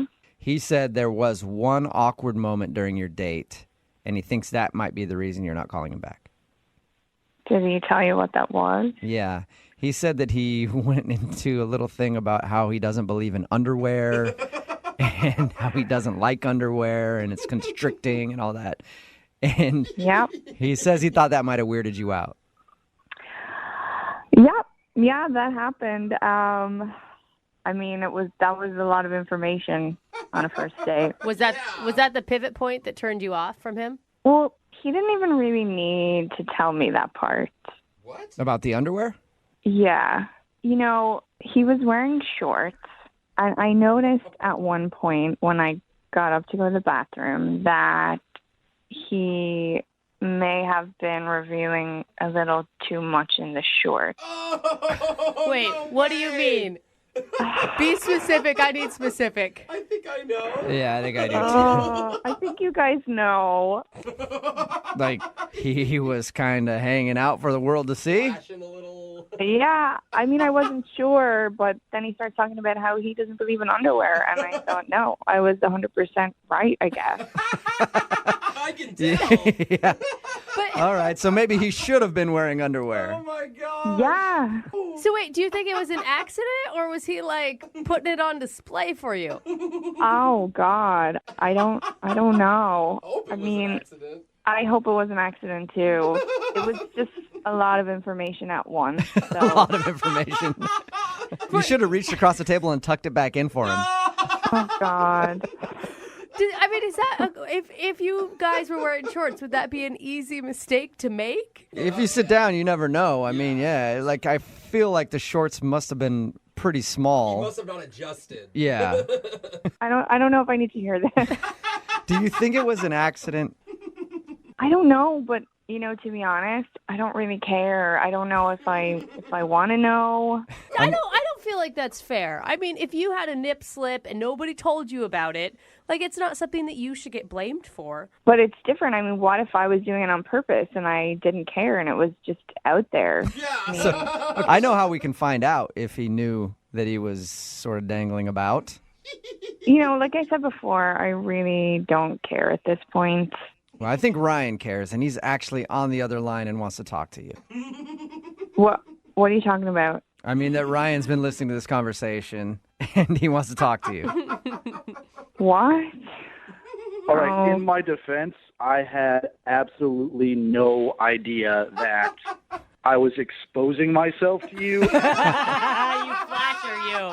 Honestly, I'm being absolutely sincere here. Like, I apologize. That is not at all. I wasn't trying to do like a 1-2 punch of, hey, maybe look at this, and oh, I don't like underwear. Like, I swear to you, I had no idea that I was hanging out. Okay. No, I'm being serious. It sounds like I'm joking, but I'm absolutely dead serious. I did not know that it was happening, nor would I have, done anything like that. So if I made you feel uncomfortable, I sincerely apologize. I'm just wondering, why you brought it up at that point then. It's a strange thing to bring up on a first date. It is, but the conversation sort of went there, and I wasn't trying to necessarily steer it there. And then it was like, we sort of landed on that topic. And the fact that you saw that right beforehand is absolutely a coincidence. It's an unfortunate coincidence. An unfortunate coincidence. Did you not feel a breeze or anything? It's not like I was engineering the date to be all about my junk. You seeing it, me talking about it, like, sincerely. But you feel like if you're a guy who goes commando, you think you'd be super careful in shorts if that's a likelihood of happening. Exactly. I'm usually careful, but maybe I had a napkin in my lap, so maybe I thought, like, if anything was popping out, like, I don't know, like, that's no one has ever told me about this before. So if I have been exposing myself inadvertently, I feel terrible about that. Yeah. Now you have something to be aware of. I mean, if I've gone home for the holidays or something, and I'm sitting here, like, with my junk hanging out, I didn't know it, so... Well, now you know. Oh, no. So, yeah. I mean, look, again, I cannot apologize profusely enough. I mean, I had a great time with you, and I hope that, I mean, you seem to have you do have a really great sense of humor, and I hope maybe you can just sort of understand that this was absolutely inadvertent and not in any way some sort of pervy, sleazy thing that I was trying to pull on you. So I would love to take you out again, and I will promise to wear underwear on our next date. That was so hard for him, Rose. Rose. Do you know what he's doing for you right now? Would you like to go out with Ryan on a second date? We will pay for it, and we'll pay for his underwear, too, if you give him one more shot. At this point, I mean, it's a very heartfelt message, but I'm skeptical. I don't know. Come on, Rose. You guys were in the same wedding for two of your best friends. Like, do you think that your friend's going to be marrying some sleazeball who would have a friend who would expose himself? Like, there's got to be some trust circle there, right? Well, yeah, I have references. If you need references, I have references. That's a good point. I don't know. It's just, is underwear never an option, or it's a lot? I will say this. If I'm wearing shorts, it's something that in the future I will definitely take into consideration and wear, I just need to suck it up and put on some boxer briefs or something. You know? Yeah. Just be uncomfortable for a little while. It's just a couple hours, you know? Before you get It's arrested. terribly uncomfortable to me. But yeah, I mean, I would do that. Rose, what do you think? One more shot? Come on. One day. If underwear is provided, I will go on a second date with you. Hey, there you go. Congratulations, Ryan. Thank you. I mean, Rose, that's awesome. And I think I have a pair of underwear somewhere around my house that I can scrounge up. All right, well, I mean, and I promise you, like, if I do not have them, I will buy them. I'll buy a 3-pack. So, I mean, there we go. if you don't have a pair, Ryan, I'll send you a pair of mine. We can share. Oh, lovely. Okay? Thank you. Brooke and Jubal in the morning. Guy that's on the phone to do a second date update today experienced something that I get all the time. He was hit on at the mall. You get hit on at the mall? Non-stop. You're walking through there and there's nothing but girls like, hey, you want to try some lotion on? I'm like, get off it. You know, or like last time I was there, this guy comes up. He's like, dude, can I shine your shoes? I'm like, bro, I have a girlfriend. I'm not even gay. They're just like non-stop when you walk down there. People are hitting on you left and right, you know? Jobs, man. No, they're hitting on you. Yeah. And that's exactly what happened to Ken, I guess. That's how he met the girl that he wants us to call today. Apparently, she was one of those lotion girls Oh, at the really? mall. for real? What's up, Ken? How are you? I'm good. How are you doing? Good. So you actually asked out one of the kiosk people at the mall? I like Lotion Girl. Yeah, lotion girl. You actually asked out a lotion girl? Yeah. Normally I avoid the mall in general, and then I just happened to be in there, and those girls are very. I feel like a lot of them are sort of fake and plasticky, but something about her name's Rose. Something about Rose caught my eye, and I got distracted enough to listen to her spiel on this lotion. We're talking about lotion. Yeah. They're persistent. I tried to pass one up a while ago, and she practically jumped on my back to give me a sample of her lotion. So you got wrapped up in her little web of promotion for whatever she was selling. And Yeah. Did she ask you out, or did you ask her out? I asked her out. I sat there. I talked to her for about 20 minutes. I ended up buying $90 worth of lotion. Yeah, I bet you smell delicious. I can smell you through the phone right now. I do smell very good, thank you. But something about her. She's very the girl next door type of girl. And how did you ask her out? I mean, was it before or after you purchased $90 worth of her products? Well, I figured that I might have a better chance if I actually bought the product. So I bought it, and then I actually walked away and then came back. Oh, that's a nice move. How many passes did you make? Like 5? Because you know how you do that. You think they're cute and you keep passing by. I think once you go by 3 times, it's officially creepy after that. I went by 2. Okay. Was she shocked when you asked her out? I think she was slightly embarrassed, but knew that I was sort of stumbling over my words, and I think she took pity on me, actually. If you're a guy buying $90 worth of lotion from me, I would think you probably were interested somewhat. I don't know many men who just out of the blue do that. Drop that much money. Yeah. I don't even own a bottle of lotion. Yeah. So what'd you guys end up doing? I got her phone number. We talked over the phone, and we agreed to meet for a couple of drinks a couple days later. Mm-hmm. So how was it when you guys went out for drinks? Did she seem to enjoy the date? Yeah, she did. I felt like there are things that we had in common that I didn't think that we would have in common. For example, I really like longboarding, and amazingly enough, she actually owns a longboard. Dude, so that's tight. I thought that was great. That's pretty random, yeah. I've known a couple girls at longboard. Very rare. So did everything seem to go well? Are there any awkward moments that happened on your date? No, everything seemed to go really well. In fact, she agreed to come over and watch a movie at my house later, so we did that. It was awesome. So things progressed quickly. Yeah, I thought things were really great. We came back to my house. I threw in Step Brothers. Good choice. Excellent choice. Halfway through the movie, I got up, asked her if she needed anything, and I went to use the restroom. I came back, and she was standing in my living room with her coat on, and she said she was ready to leave.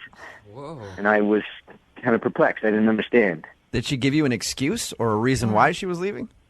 She just said that she really had to go, and she was sorry, and I didn't really feel like I wanted to press her. It seemed pretty important, so I didn't want to make her feel uncomfortable, but I did think it was a little awkward. Okay. Do you think that maybe she was expecting a little bit more action? Because usually come to my place and watch a movie is code. for not actually watching half of Step Brothers?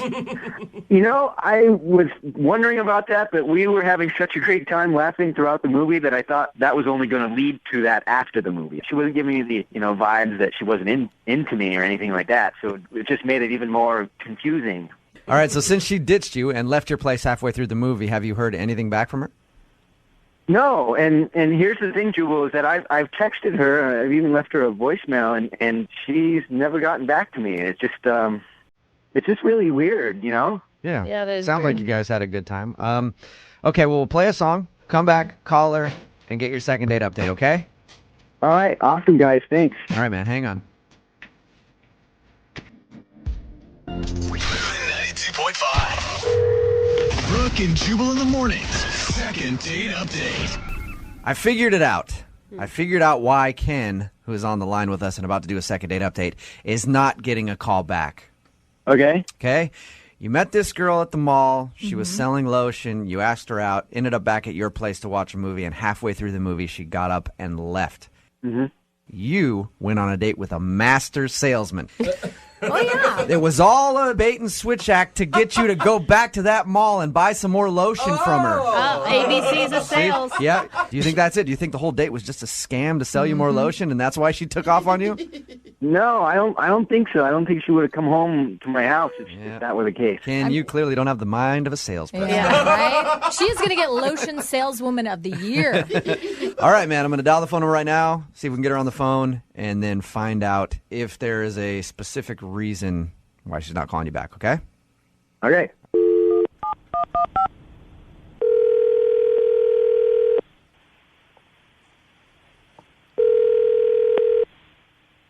Hello? Hi, can I speak to Rose, please? Yeah. Who is this? Hi, Rose. Is this the Rose that works in the mall selling lotion?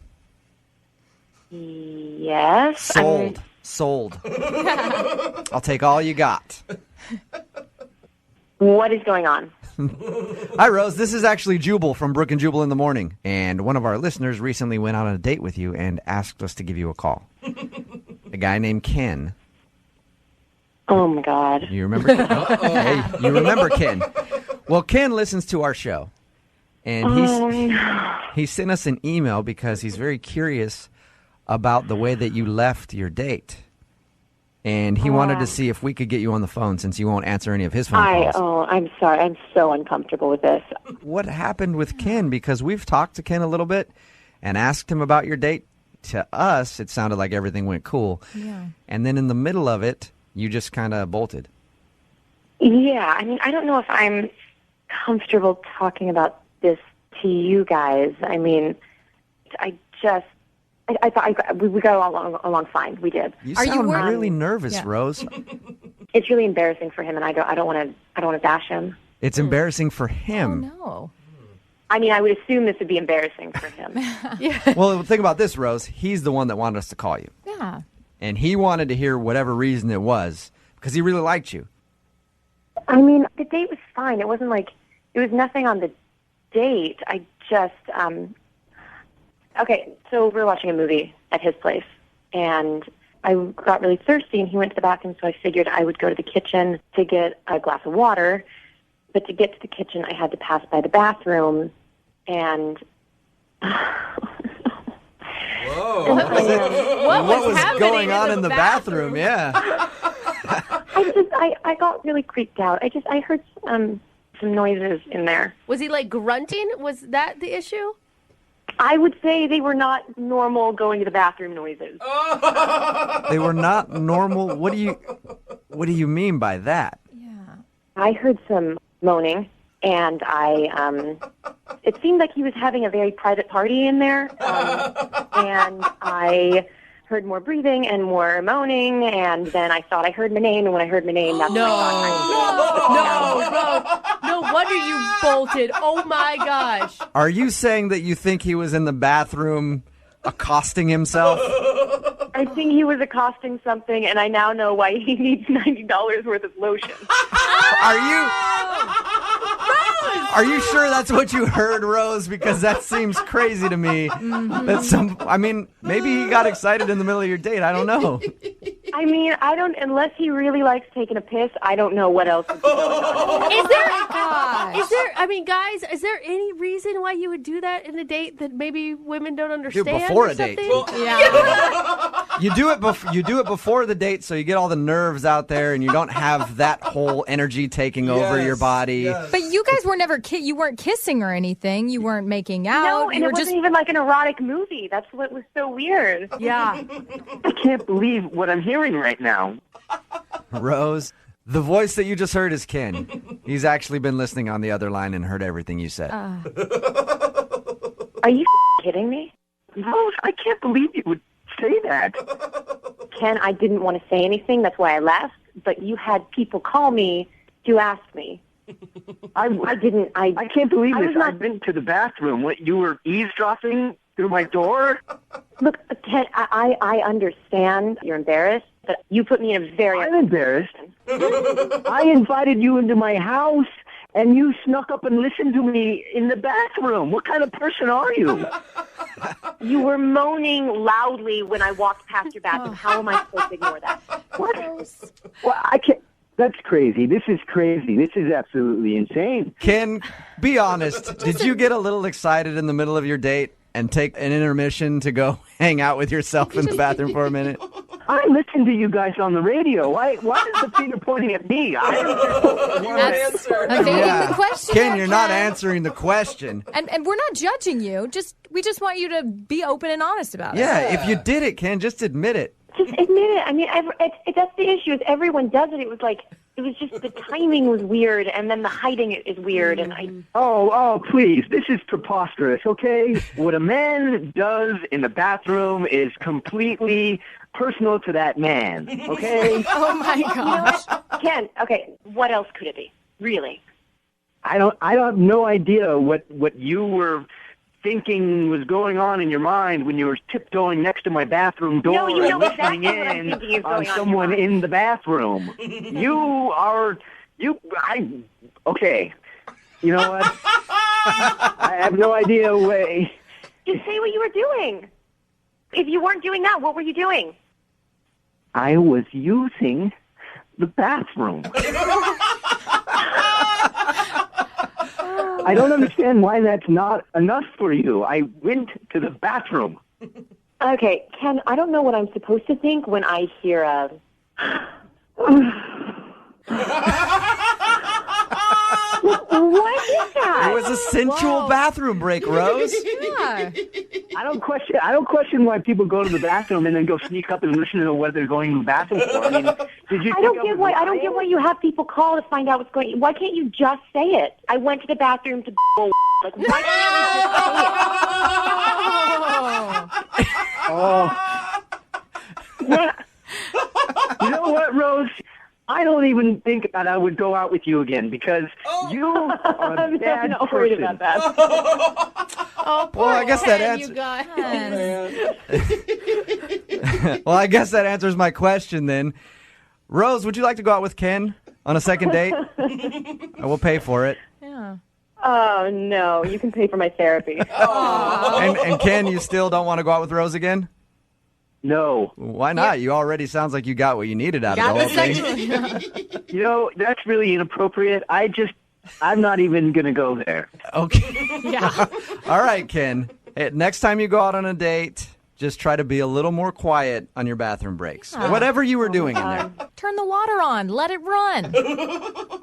I wasn't doing anything! Yeah, right. Brooke and Jubal.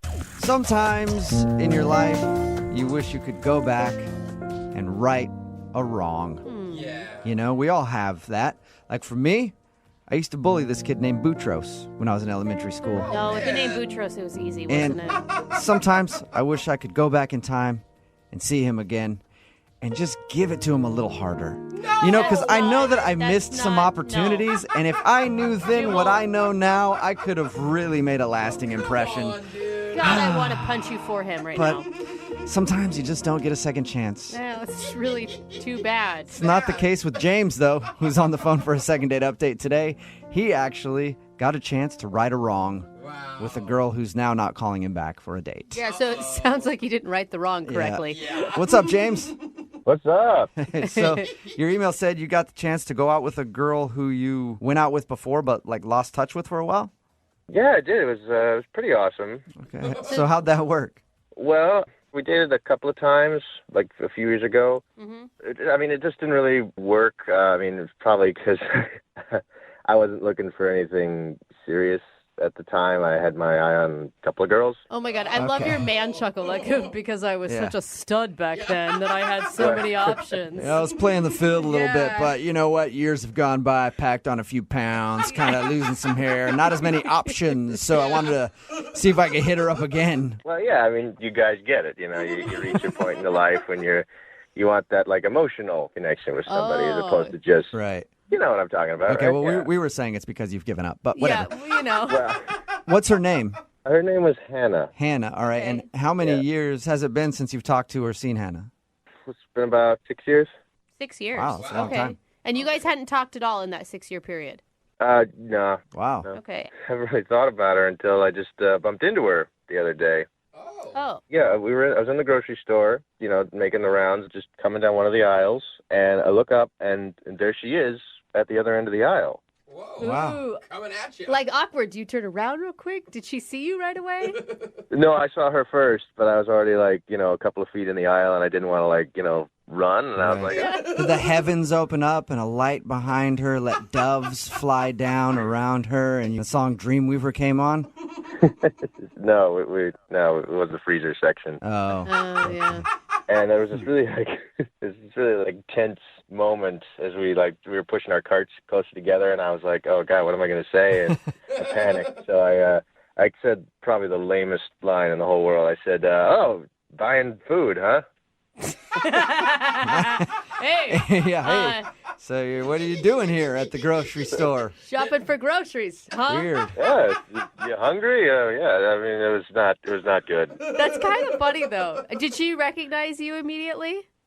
Yeah, I got to talking a little bit, and I thought she looked great, so I read the signals and everything, and I decided to take a chance and ask her out again and say why not. Nice. Did you say, hey, let me ask you a question. Over the past few years, is your biggest regret me? And would you like another shot? No, I don't think that was quite like that. I probably should have said that, though. That would have been super smooth, man. You shouldn't have. I just said, hey, maybe we could give this another shot. Maybe we could, try it again. Oh, nice. How'd it go? Well, I thought it'd be cute if we went back to the same place that we went on our very first date. So it was the same coffee shop that we went to on our first date 6 years before that. Oh, that is cute. I don't know that that's cute. I mean, you're talking about dates that didn't work out 6 years ago. So why would you want to rehash that? Well, I thought it was cute because, it shows I remembered right where we went. Okay. Okay. And your first date with her 6 years ago was not a horrible time? No, we had fun. Okay. I had fun. So how was coffee shop first date redone? How did that go? I thought it went fine. It's a cute little place. It's got board games and stuff there. So we did this thing where we were going to play Battleship.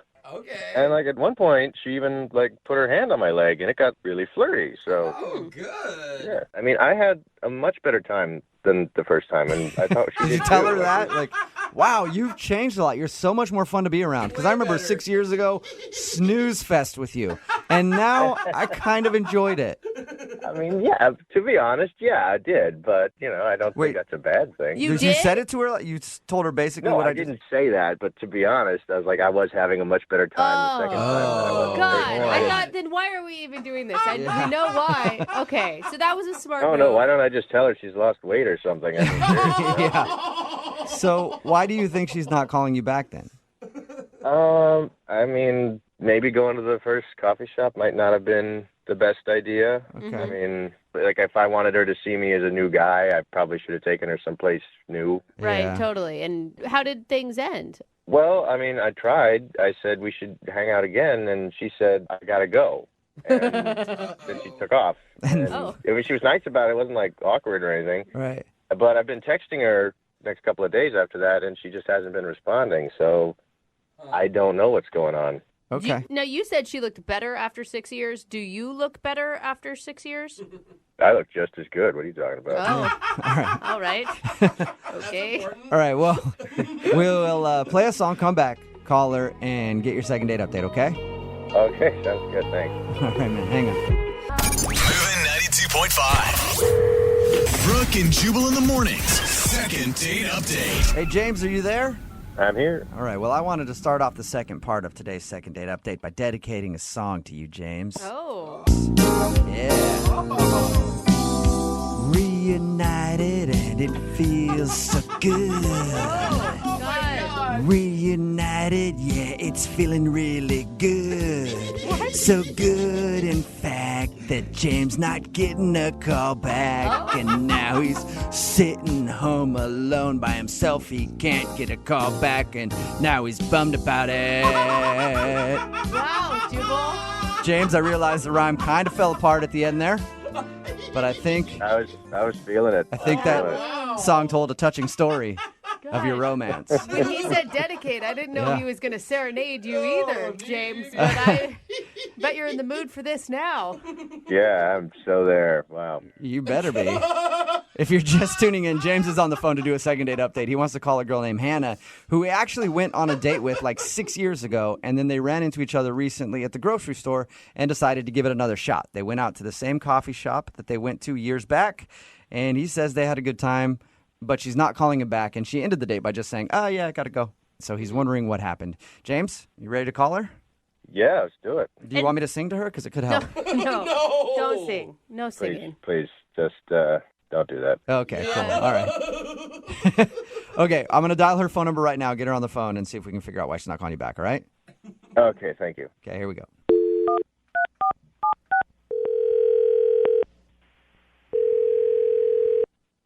Hello? Hi, can I speak to Hannah, please? This is she. Hey, Hannah, how are you? This is Jubal from Brooke and Jubal in the Morning. Who? Jubal from Brooke and Jubal in the Morning. It's a radio show. I don't really listen to the radio that much. Oh, well, we play all the hits all the time. It's one of the things that we do. Another thing we do is we try to reunite people. Okay. And somebody recently emailed us about you and is wondering why you're not calling them back. What? Really? Yeah, his name is James. Oh. Mm-hmm. Okay, so I think you might know the James that I'm talking about. You two actually went out on a date or a few dates like 6 years ago and then recently went out on another date. Yes, we did. Got it. Yeah. So James listens to our show and he emailed us because he's wondering why you're not calling him back after your date. He still hasn't figured it out. No, he's Apparently not. He's totally clueless. Clueless is a good description of James. Why is that? Look, I just think he's really confused about everything. What do you mean he's confused? Like what he wants in life, or? Well, maybe, but I think like when we went on this date, he was very confused about who I was. So are you not somebody that he used to date years ago? I mean, we dated, but Okay. So James had this big surprise, and he was going to take me out to where we went on our first date.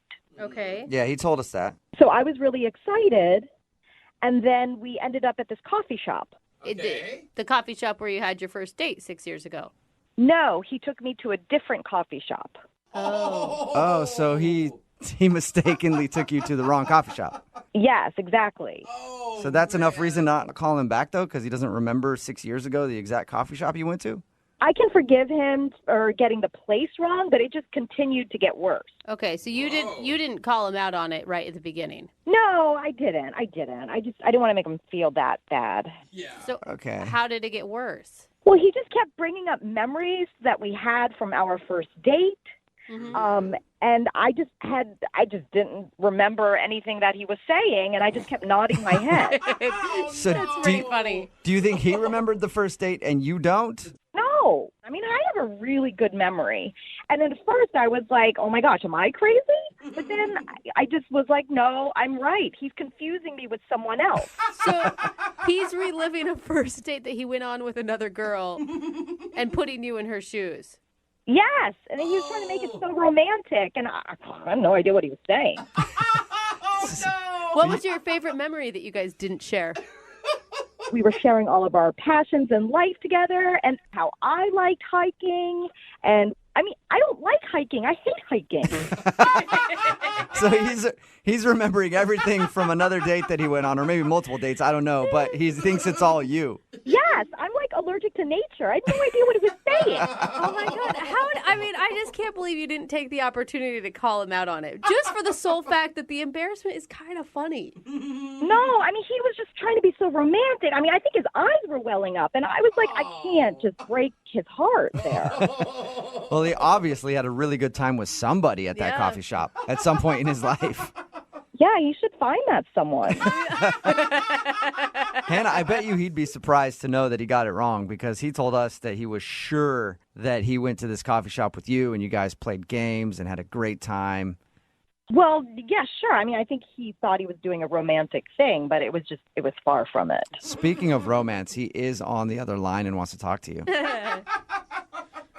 Right now? Yeah. James, are you there? Yeah, I'm here. Oh, God. Hey, what's up, James? A little embarrassed, buddy? Yeah, a little. I'm confused. We were at that same coffee shop. I remember distinctly. No, we were not at that coffee shop. We were at another coffee shop.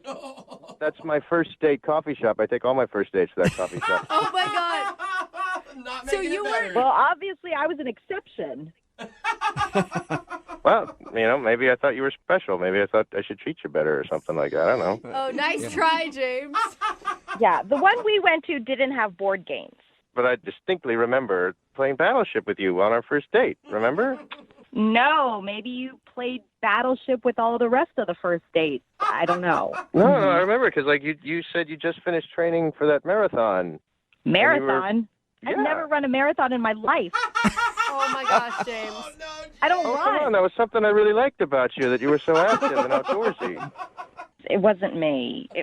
No. Okay, Hannah, look, I'm sorry. So, which one were you then? Which one were you? Which one were you? How am I supposed to know which one I am? I'm Hannah. Well, what day did we go out? Was it like a Tuesday or a Wednesday? Do you only have 2 days where you go out with people, James? And you take him to the same coffee shop, except for the one time you took Hannah somewhere else? I don't know what's going on right now. This is blowing my mind a little bit. James, you obviously remember that we went out, but you don't remember me, so that just makes me feel weird. It's awkward. Well, it's not easy, I mean, it was 6 years ago. It's hard to remember. I mean, you don't probably remember anything about me.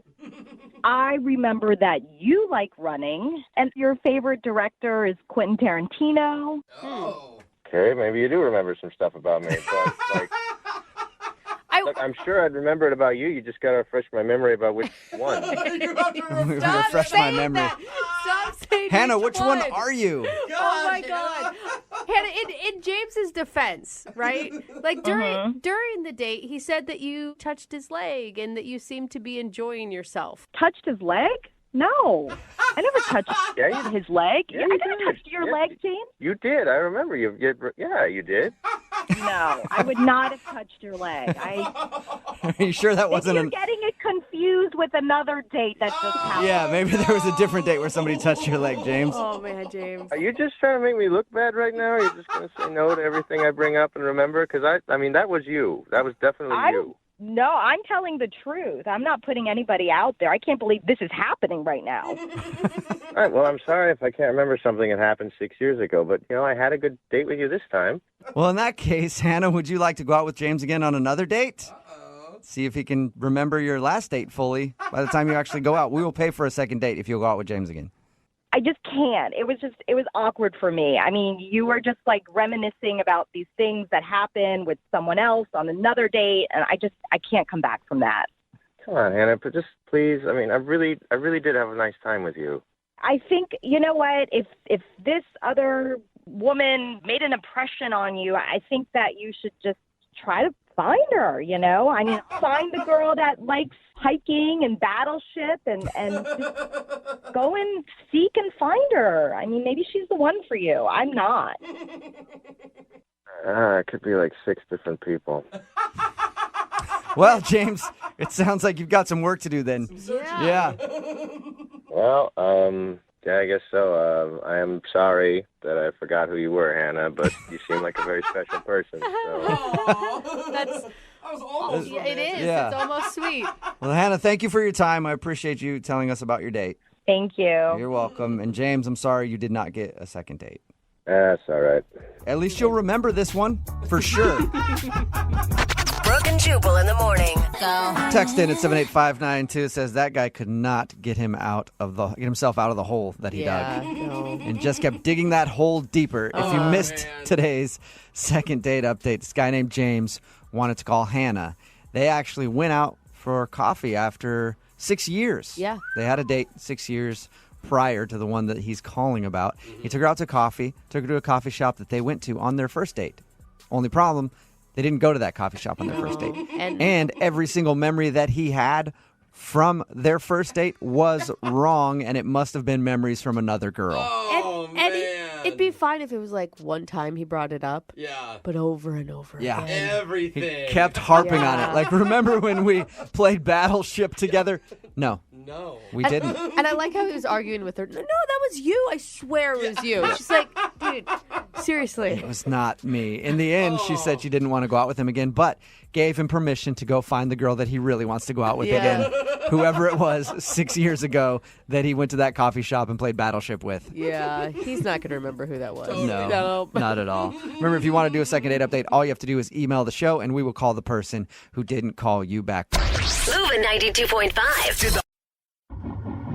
In my experience, one of the best places to hit on a girl during an interview, a job interview. What? Yeah, it's the best time to try to slip it in there and see if you can get a date. Yeah. That is sort of what Jack, who's on the phone with us today, did with a girl named Michelle, who he wants us to call for a second date update. And I couldn't tell from the email if they actually did go out or not. But he did ask her out while she was being interviewed for a job with his company.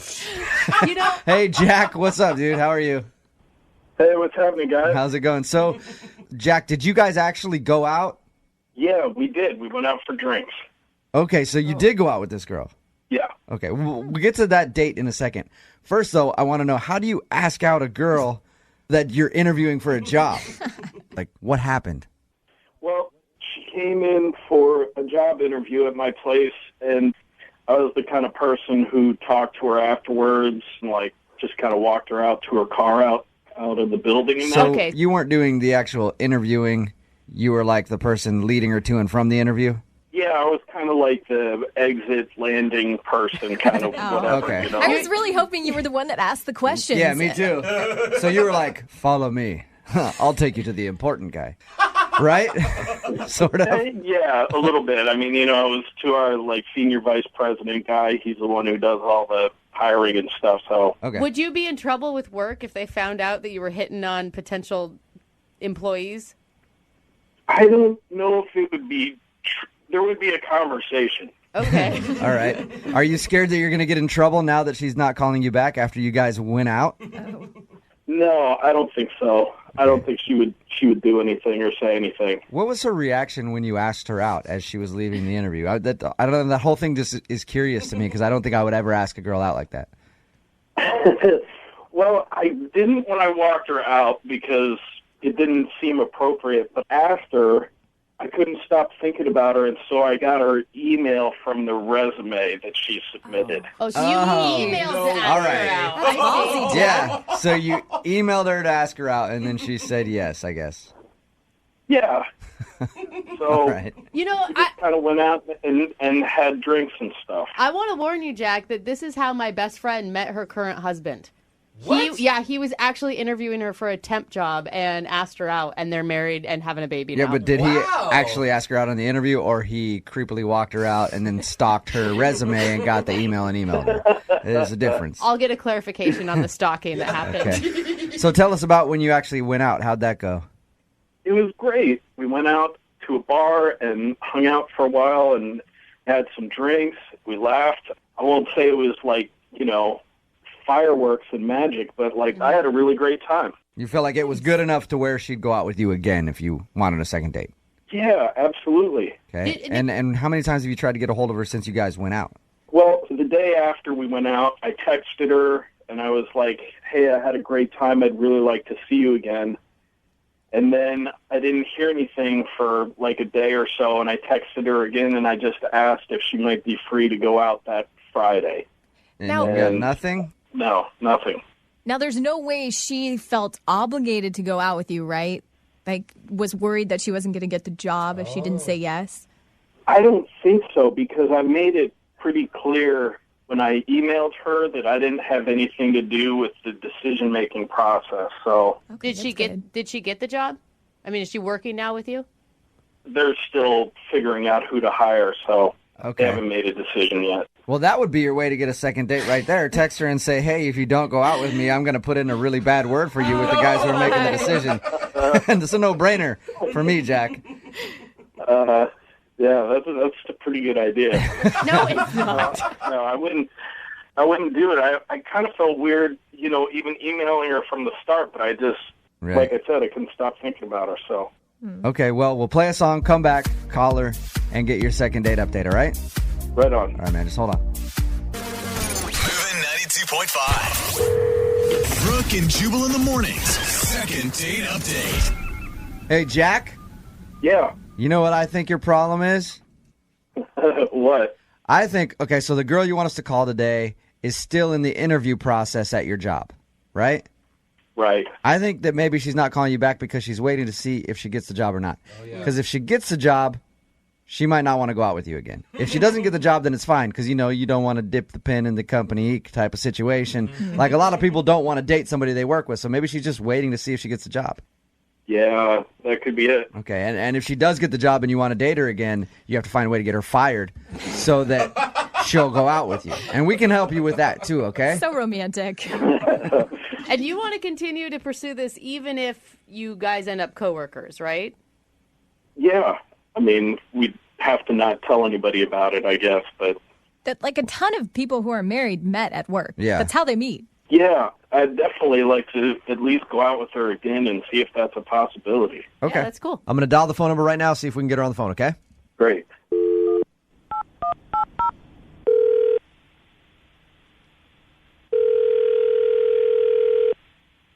Hello? Hi, is this Michelle? Yes, this is she. Michelle, how are you? This is Jubal from Brooke and Jubal in the morning. I'm sorry, what is that? Jubal from Brooke and Jubal in the morning. What is it, Jubal? The radio show? Oh, okay. What can I do for you? So you've heard our show before? I have heard of it. Oh, you've heard of it. Nice. Okay, that's That fine. works You for know us. what? It's better actually to just have heard of us than to have actually heard the show. So you're doing well. It's more enjoyable that way. I'm calling you because one of our listeners, someone who does listen to the show, actually wanted us to get a hold of you. That's kind of weird. But okay. You recently went out on a date with him. Oh. Have you been out on a lot of dates recently, or do you think you know who I'm talking about? No, not a lot. Just one. Was his name Jack? Oh my God. Yes, it was with a guy named Jack. All right. Well, Jack emailed us because he wanted us to call you. He's wondering why you're not answering any of his text messages or phone calls because he would love to see you again. He did tell us about the way that you met, and I thought it was pretty awkward that he contacted you while you're trying to interview for a job at his company or whatever. But he said he enjoyed your time together and really wanted to see you again. So he asked if we'd call you and see if we could get you on the phone and find out why you don't want to go out with Jack again. I don't know if I'm comfortable talking about this. He basically wants to know. So if it's embarrassing for you and you don't want to talk about it, okay, I still would like to know, but that's fine. I understand. But if it's something that is embarrassing about him, he's willing to hear the answer. I mean, he's fine, I guess. But That's a good sell. well, it wasn't even like that. Like the job that I was interviewing for the day that I met him, I really want. Right. And I thought it would be, I don't know, I guess I thought of it more like a prudent networking kind of thing rather than... Okay. So you were like, I'll make a good connection at the office. Hopefully maybe he can put in a good word for me. I can get the job. Yeah, exactly. Yeah. And, I was sort of using it as an opportunity to kind of suss out, where I stood with the company.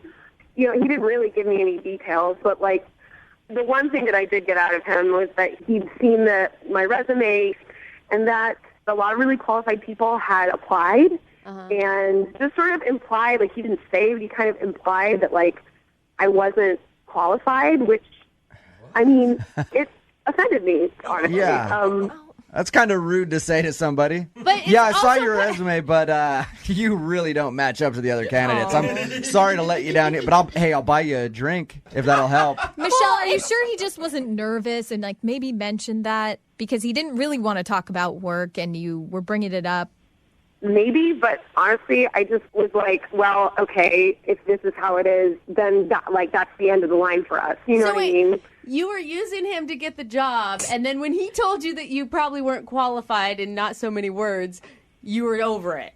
I wasn't using him to get the job. I was using the drinks as a networking opportunity. Yeah. In other words, yeah, exactly. So, I mean, that's pretty much what happened, right? You just wanted to go out, and then once you felt like he was telling you you weren't material for their company, you're like, okay, well, I don't want to go out with him on a date again. And I don't want to, lead him astray if he wants other things from me that I cannot give. I mean, that's how you play the game. Like, yeah. Am I right? No, you're right. Yeah. It's all about connections and stuff like that. And I don't think you should lead anybody astray ever. That's why I'm going to tell you that Jack is on the phone with us right now. Are you kidding me? No, I'm not. Jack? Hey. Oh, my God. You've got to be kidding me. This is bullshit. Well, at least now he knows what the deal was, Michelle. Well, yeah, I guess so. I guess now you know what the deal is, Jack. You could have just texted me back. I could have, but you seem like the kind of guy that would take any sort of feedback as encouragement, and I don't want to encourage you, like straight up. How about just, hey, I had a good time too. I don't want to go out again. I mean, I did have a good time, but I'm not going to be your girlfriend. I'm not going to you if that's what we're talking about. Wow. Or you could have texted back, I don't think I'm going to be able to use you to get that job. Oh. Yeah, maybe I should have. Maybe I should have texted back to you. I'm sure you would have taken it really well since you're the kind of weirdo who puts girls on the radio instead of being a young grown-up and leaving me the alone. Wow, that escalated quickly, Michelle. I mean, this is inappropriate. I didn't know, I would have presented this very differently if I had known that this dude was on the phone, and that's inappropriate not to let someone know and to put them on the radio. I don't even know how that's legal. I don't even know why I'm still on the phone with you guys because you do know that you're up. You're probably still on the phone because you don't have a job to go to. Oh! He Michelle, said that you were still up for the position right now. Oh, there's not a chance she's going to get it. You should see her resume. The closet coming out. Wow, all right. So both you guys are obviously just upset at each other. Oh, yeah, no, it's cool because I thought I wanted to work for this company, but I obviously don't want to work for a bunch of freaks who stop girls' emails from their resumes and then ask them out on a date. Great. I can get a job somewhere else. Just a little tip, Comic Sans is not the font you want to use on a resume. Yeah, thanks for your feedback. I appreciate it. Wow. Michelle, at this point, I would love to ask if you'll go out on a second date with Jack. You guys can discuss new business opportunities. Just call it a new business meeting. How about that? Networking again. Like I said, I don't even know why I'm still on the phone with you people, and of course I'm not going to go out with this ass. Well, maybe someone listening has a job opening that'd like to hire you instead. Dude, Michelle's a go-getter. She would be so much fun at the Christmas party. Jack, would you like to go out with Michelle again after hearing this conversation? Well, no. However, I will let Michelle make my latte for me when she gets that other job. That was low, Jack. Brooke and Jubal in the morning. I'm not good at all. Today's second date update is going to be pretty exciting because it's filled with celebrities. What? That's right. Kevin is on the phone, and today he wants to do a second date update with a girl named Marianne. And apparently, their first date involved a lot of celebrities. Really? Yeah. How? I want to know. What's up, Kevin? How are you? Hey, man. How you doing? I'm good. So I hear your first date was a star-studded affair. Whoa. Yeah. definitely. What'd you do? Like take her out to some red carpet event or something? No, my date was just talking about celebrity gossip. Well, that Yeah. is the biggest letdown I've heard today. Wasn't quite as exciting as I made it sound, was it? No, it wasn't. Your email said that you guys talked about celebrities the whole time. Why? Well, I guess she was really into celebrities. She's really into the Kardashians and all that. What's happening? I'm not. I have no idea what's happening in that world. So, wait, how did you meet this girl? We met on Tinder. Okay. And did you have any idea that she was celebrity obsessed before you went out with her? You know what? Towards the beginning of the date, she was going on about all these celebrities, and I just told her, I'm just not a part of that world. And 5 minutes later, I'm like, Kim Kardashian did what? It is addictive, I will say. As someone who does a lot of celebrity gossip, man. Your first date with Marianne was just you two gabbing about celebs? It's definitely something I never thought I'd end up doing, but it's kind of fun, We went on for like 2 hours, and I just went on because I didn't know any of that, so I was asking her who's married to who's dating who. I was writing a map on my napkin trying to pick up the dots. So, do you want to do a second date update to go out with her again, or you just need some more celebrity gossip?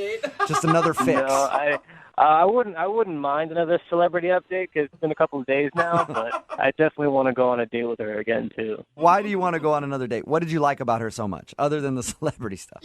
As much as she could talk, she just never stopped smiling. And I thought that was so great. That is one of the sweetest things I think that anybody's ever said on a second date update. What did the night end like? Well, I wanted to take her back to my place so I could get on her. What? What happened to you? Just a second ago, you were melting my heart. Yeah, I know. I liked her smile a lot, and I was hoping I'd get her back to my place so I could just jump on her back right as we walked in the door.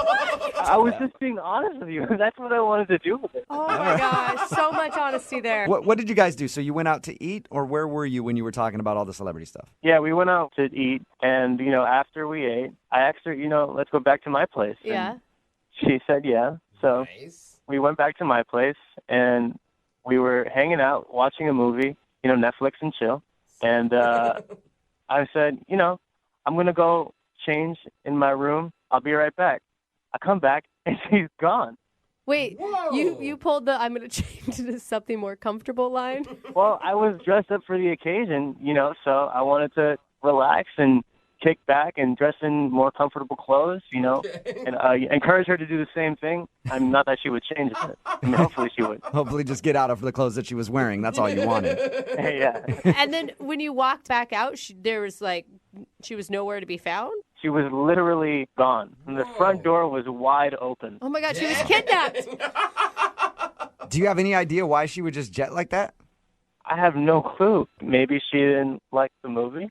It was so bad that she ran out of your place, Yeah, what movie? leaving the door open and ran down the street. Is there any chance that maybe, in the couple moments by herself, she was able to rethink the situation and realize she didn't want to hook up with you?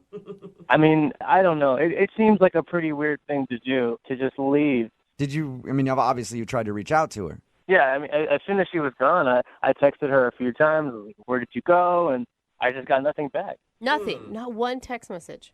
Literally nothing. It's not a good feeling. It's like this date didn't even exist. Yeah, I mean, that's kind of how I feel. It was really weird. Like, no one would know that I went on a date with her and she was gone, and what am I going to tell my friends? Maybe she was a little celebrity gossip angel that just dropped out of heaven that night to share some updates with you and then leave. Open up the gossip world for me. All right, well, we'll play a song, come back, call her, and hopefully find out why she just split from your place that night. And if I might add, I'd like to get a second date with her so I could get on her.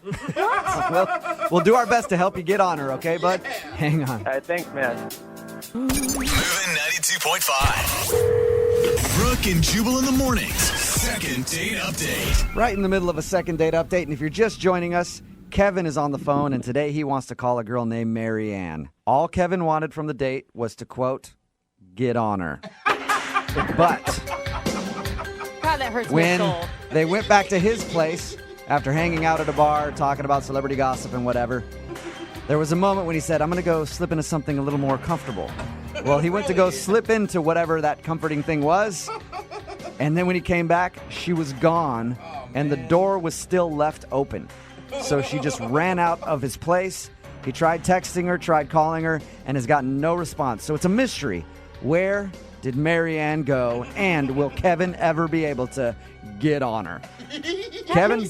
Oh, my God. I mean, I just don't get it. Even if something happened, even if, there was an emergency or there's something. Did you with the ever movie, say to her, like, hey, I'm going to go slip into something more comfortable, and then I'm going to get on you? I mean, I didn't say the second part. Okay. Because if you said that, then I can understand. She'd be like, all right, I'm going to leave. At no point in the conversation did I say, I want to get on you. I just told you guys that. Okay, good. Kevin, I think that's a again, good decision. Kevin, it's not an object you ride, okay? It's not a fun Ferris wheel game. Well, you're doing it the wrong way then. I agree, Kevin. Well, let's give Marianne a call, see if we can get her on the phone, and find out what went wrong that night, okay? Please, I'd really like to know what happened. All right, here we go.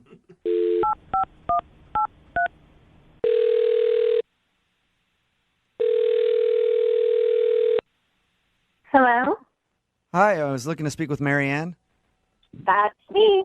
Hey, Marianne, how are you? My name is Jubal, and I host a radio show called Brooke and Jubal in the Morning. Oh, okay. What's up? What's up? Not much. Hey, Marianne. How are you doing today? Oh, hi. I'm doing well. A little confused, but cool. Any idea why I'm calling you? I'm really hoping I won a big prize. You might have won a big prize. Yeah. I don't really know how tall he is or how much he weighs. He could be big. I have no idea. What does that mean? That means that one of our listeners emailed us because they want to do a second date update with you. What? Do you know what that is? Have you heard the second date update before? I've heard it sometimes on my commute. Okay. I'm now trying to think, who's I on a date with? Well, his name is Kevin. Oh. Rings a bell, it sounds like. Yeah, it does. Well, we just talked to Kevin, and he told us that you guys met on Tinder and went out for drinks, spent a lot of time talking celebrity gossip and stuff, and then went back to his place. Oh, wow. Okay, you guys know all of that. Yeah, we do. We also know that at one moment he went to go change, and then you just left. Yes, I did. I did do that. Okay. He said that you left in such a hurry that you didn't even bother to shut the door. Yeah, I got out of there as quick as I could. Whoa! Do you mind telling us why? I don't know. It feels weird to air his dirty laundry, Dude. Yeah, but he wants his dirty laundry aired. That's the whole reason he emailed us. Yeah. But it's not going to be great for him, really. I don't know if he knows what he's asking for. I feel like it's a public service at this point. If you had to leave a man's place that quickly, he needs to know. So you guys are sure? Yes. Yes, we're and positive. I'm dying to know, so you have to tell us. You really want to know? Yes. Okay. So you guys basically know the whole date, right? Yeah, unless there's anything he hasn't told us. Okay. So he left to go to the bedroom to go change. Yes. Yeah. Well, he was kind of in there for a while, and I got kind of bored, so I thought, I'll surprise him in the bedroom, I thought, that would be fun. Nice. Okay. So, but I opened the door a little bit, and he didn't see me, but he's laying out stuff on the bed. What do you mean? Like clothes to change into or something? Yeah. No, God, this is so awkward. Like stuff that he didn't clear with me before. Stuff that he didn't clear. Like, Can wait. you just tell us, what stuff? It was kind of dark in there. I really couldn't see. There were a lot of things, but I for sure saw a pair of handcuffs and a whip. On your first what? You're telling me that he was laying out, perverted, objects on the bed for you? Yes, he was preparing to go all 50 Shades of Grey on me, and I didn't know.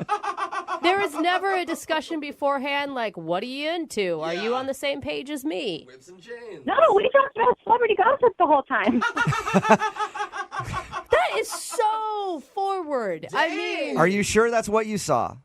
I'm 99% sure, and that's why I was scared, and that's why I had to leave. I Normally don't blame you. ease into the handcuffs and whips, Yeah, that's More of a relationship thing once things get stale or something. Or a second date. Yeah, You know? whatever you guys are. At least you talk about it before you just bring it out. That's the point. Yeah, I know. I mean, he could have at least picked a movie choice to go with it. But, it freaked me out, so I left. Okay. So you think he's a pervert and you don't want to talk to him. I mean, I don't want to shame anyone for their sexual preferences, but I don't want to. I mean, I got scared. I left. I don't want to talk to him. Okay, well, that's a shame because Kevin's actually on the other line listening and really wants to talk to you right now. No. Yep. Kevin? Oh. Hey, Marianne. Whoa. Oh my God! I can't believe you're on the phone. Well, there's no other way to get in contact with you, but now I realize why you haven't. Oh my God, I can't listen to him without being kind of creeped out now, Kevin. Okay, give me a chance, though. Give me a chance. I'm sorry. You weren't supposed to see that, and it was just a precaution. I didn't know that if you were 100% down with it, but I just wanted to be ready, you know? A precaution? Yeah, Kevin, what's your plan there? Like, you start making out with her, and then you... Handcuff. Yeah. You know. It takes you 5 minutes, and you know what's needed, and I can do it all. I can do it all. So you're a pleaser then, Kevin, is what you're trying to say. I'm a what? Pleaser? Yeah. That's all I was trying to do. If that was something that she was into, I would have had her. If it was the opposite, then I would have had her. Oh my gosh. I would have had you, Marianne. I would have held you if you wanted to be held, and I would have whipped you if you wanted to be whipped. Wow. This is really freaking me out. I'm really glad I ran out of the room. Well, for the record, those handcuffs you saw, they weren't for you. They were for me. That doesn't make it better. That doesn't make it look weird. Kevin, can you really not see how this is maybe a little too much the first time you meet somebody? I mean, I can definitely see how it could be too much if it's not your type of thing. But, if it's not your type of thing, then I wouldn't have presented it to you. But I don't know who you are. Everything you say, Kevin, just gets creepier and creepier. How do you do it? I'm impressed.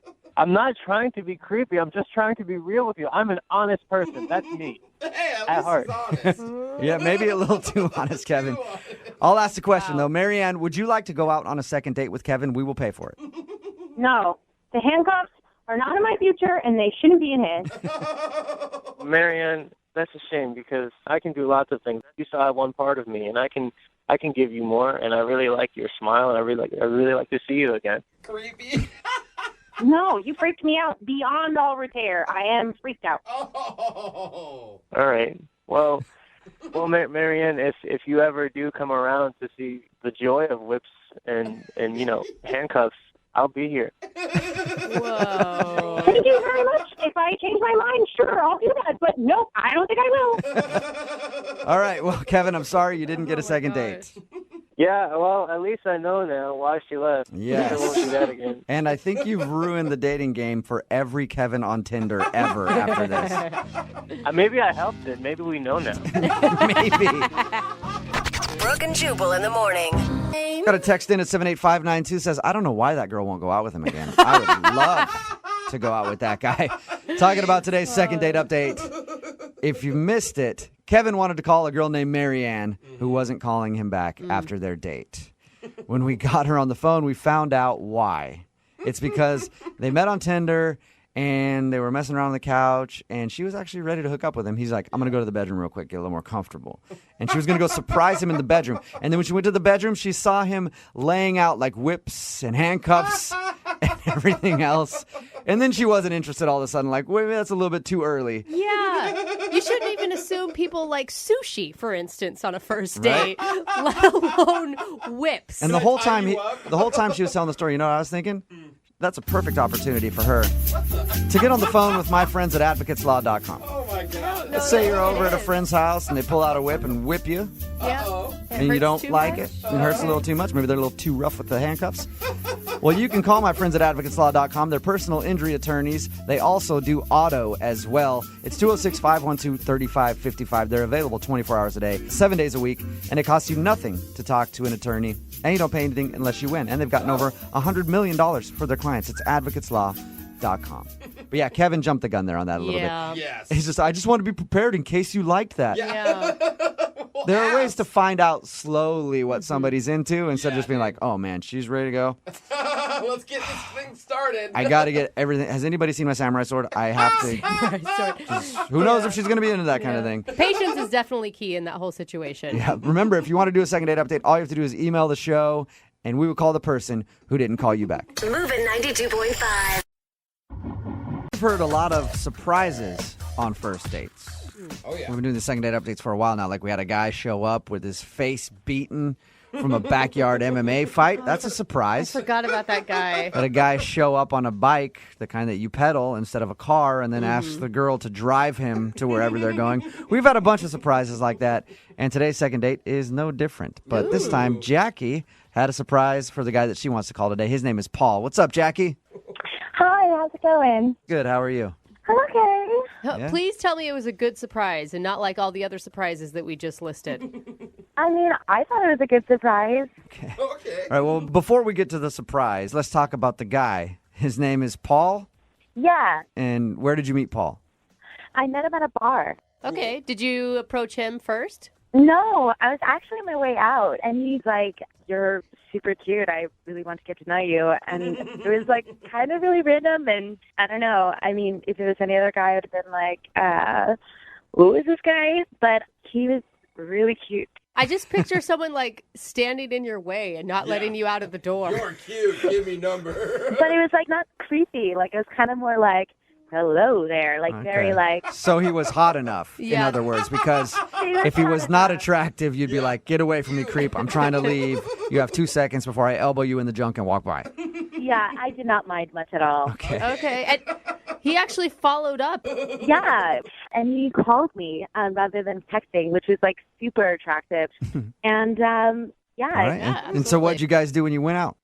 so he seemed to really be into jokes and like that kind of stuff. So, I mean, I wanted to surprise him, but not overwhelm him. So I said like, you know, we just met, so in case you're an axe murderer, maybe we could do a double date. If you could bring a friend and I could have a friend. Okay. Yeah. That seems like a reasonable request. Yeah. So he came over to my house, you know, with his friend and rang the doorbell, and I showed him my surprise. I don't think Like that's a magic trick? Or think you it's showed him that you appropriate. can juggle or something? What do you mean? No, I opened the door and there was Paul and his friends, and my surprise was that my twin sister jumped out behind me and was like, "Hi." Whoa, twin sister. Whoa. Oh. So your surprise was your twin sister? Yeah. And we're talking identical twin sister or fraternal twin? You didn't know what was going on. Like, oh, another person. No, identical. Okay. When he showed up, he'd have just been like, I hit the jackpot. Right? Like, and this way we can all like kind of jive together. And I thought he'd get a kick out of it, and you know. So what was his reaction when he saw two of you? I mean, what would your reaction be if you saw two of me? I'd be scared and run away. But I'm not most dudes. You think It's a you're lot having a stroke and just seeing double? Oh my gosh. Oh my gosh. It's a lot of pressure. Honestly, I'm pretty sure my sister and I are both really hot. I'm pretty sure you would have liked it. So All right, wait, I'm just saying the pressure of having two, it just would scare me. So was his friend as excited as he was? Because all of a sudden he's on a date now, right? Yeah, I mean, his friend like seemed to really get a kick out of it. He was like, "What is going on?" I mean, they both seemed pretty happy about it. I think it'd be so strange to be out on a double date and look over and see your friend dating the same person you're dating. I mean, I know you're not the same people, but it'd be kind of trippy. I mean, I feel like maybe it would be easier for them to compare notes at least. Why would you want that? You don't want them to compare notes. What are you talking about? I don't know, but we ended up going out. We got some drinks. We went dancing. It was actually a really fun time. Cool. But, I mean, here's the deal, is that my twin sister is actually going out with his friend again. But I hadn't heard from Paul in, like, a couple weeks. Oh, that sucks. Yeah, that's kind of the risk you took when you did that surprise, huh? Oh no. I guess. I mean, the friends seem to like it at least. I don't know what Paul's problem is, or I don't know. Well, we'll find out what Paul's problem is. We'll play a song, come back, call him, and get your second date update, okay? Okay. All right, hang on. Moving 92.5. Brooke and Jubal in the mornings. Second date update. Right in the middle of your second date update, and if you're just joining us, Jackie is on the phone, and she wants to call Paul today. She surprised Paul on their first date with her sister. Surprise! I know that sounds kind of weird, but she told Paul, hey, why don't you bring a friend along on our date, because I just don't feel safe. And then when he showed up at the house, her twin sister jumped out from behind her and was like, surprise, it's now a double date with twin sisters. And they went out dancing and had a lot of fun, and now she's not getting a call back from Paul. To make matters even worse, Paul's friend has scheduled a date with her twin sister. So the twin sister got a call back, but Jackie has not gotten a call back, and we're going to get Paul on the phone and find out why. All right, Jackie. Are you ready to make the phone call? Yeah, totally. And your twin sister hasn't been able to get any gossip from her date about why Paul isn't calling you back? No, not at all. The friend claims that he doesn't know. Oh, yeah. But it's just really frustrating because, like, we were all having so much fun, and then, like, they're going out, and I'm sitting home wondering what happened. Well, she went along on your date. Why don't you just go along on hers again? I mean, yeah, I'm about to ask that. All right, well, I'm going to dial his phone number right now, see if we can get him on the phone and get your second date update, okay? Okay, cool. All right, here we go.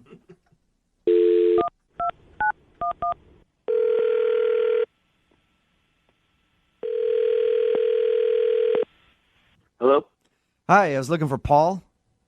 This is he. Hey, Paul, how are you? My name is Jubal from Brooke and Jubal in the Morning. Who? Jubal from Brooke and Jubal in the Morning. It's a radio show. A radio show? What do you mean? I mean, like a lot of cars have them, and No, Jubal. you can hear them That's not his in restaurants and question. stuff, and then we do a show that comes out of the radio, and you can hear it. Okay. It's on the FM dial. Sorry. What does this concern? This concerns an email that we got about you.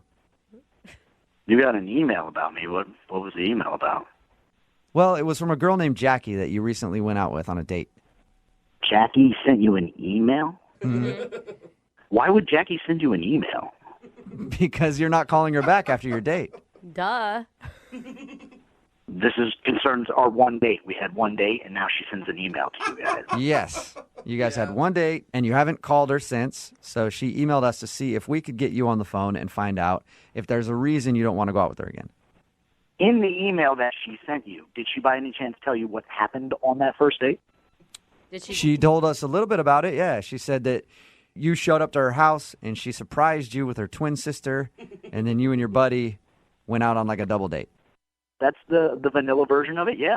Did she? And the vanilla version, what would be the chocolate version or the... That's not the expression. I don't know. Neapolitan version? Yeah, what's the more colorful version of it then? The Rocky Road version? I just got a really creepy vibe. Creepy? Why? It just gave off a creepy vibe. I show up with my buddy for a double date, and it's with her and her twin sister. So, That's wait. creepy? What's creepy about that? That's awesome. Because they were doing the thing where they dress alike and they finish each other's sentences and they're speaking in twinsy or whatever. I'm kind of with you on that one. That does come off a little weird. What if like a secret language? At first, I thought it was kind of cute, kind of funny, and I'm like, all right, I'm in on the joke. My buddy Nick, he's in on the joke. We both think it's kind of cool. And then it just kept going. Oh, so like So, was it just annoying then? Yeah, there is a certain point where you're like, okay, let's drop it and let's get to know you individually. Because it was I met a girl named Jackie, and I was like, well, what's the other girl's name? Well, it eventually comes out her sister's name is Jill. But which one's Jackie? Which one's Jill? Jack and Jill. Get it? Isn't that funny? They thought that was hilarious, too. But you can't be mad at them. That is their parents' fault. That is not their fault. I can be mad at them for being so amused at it. So, like, 2 decades later.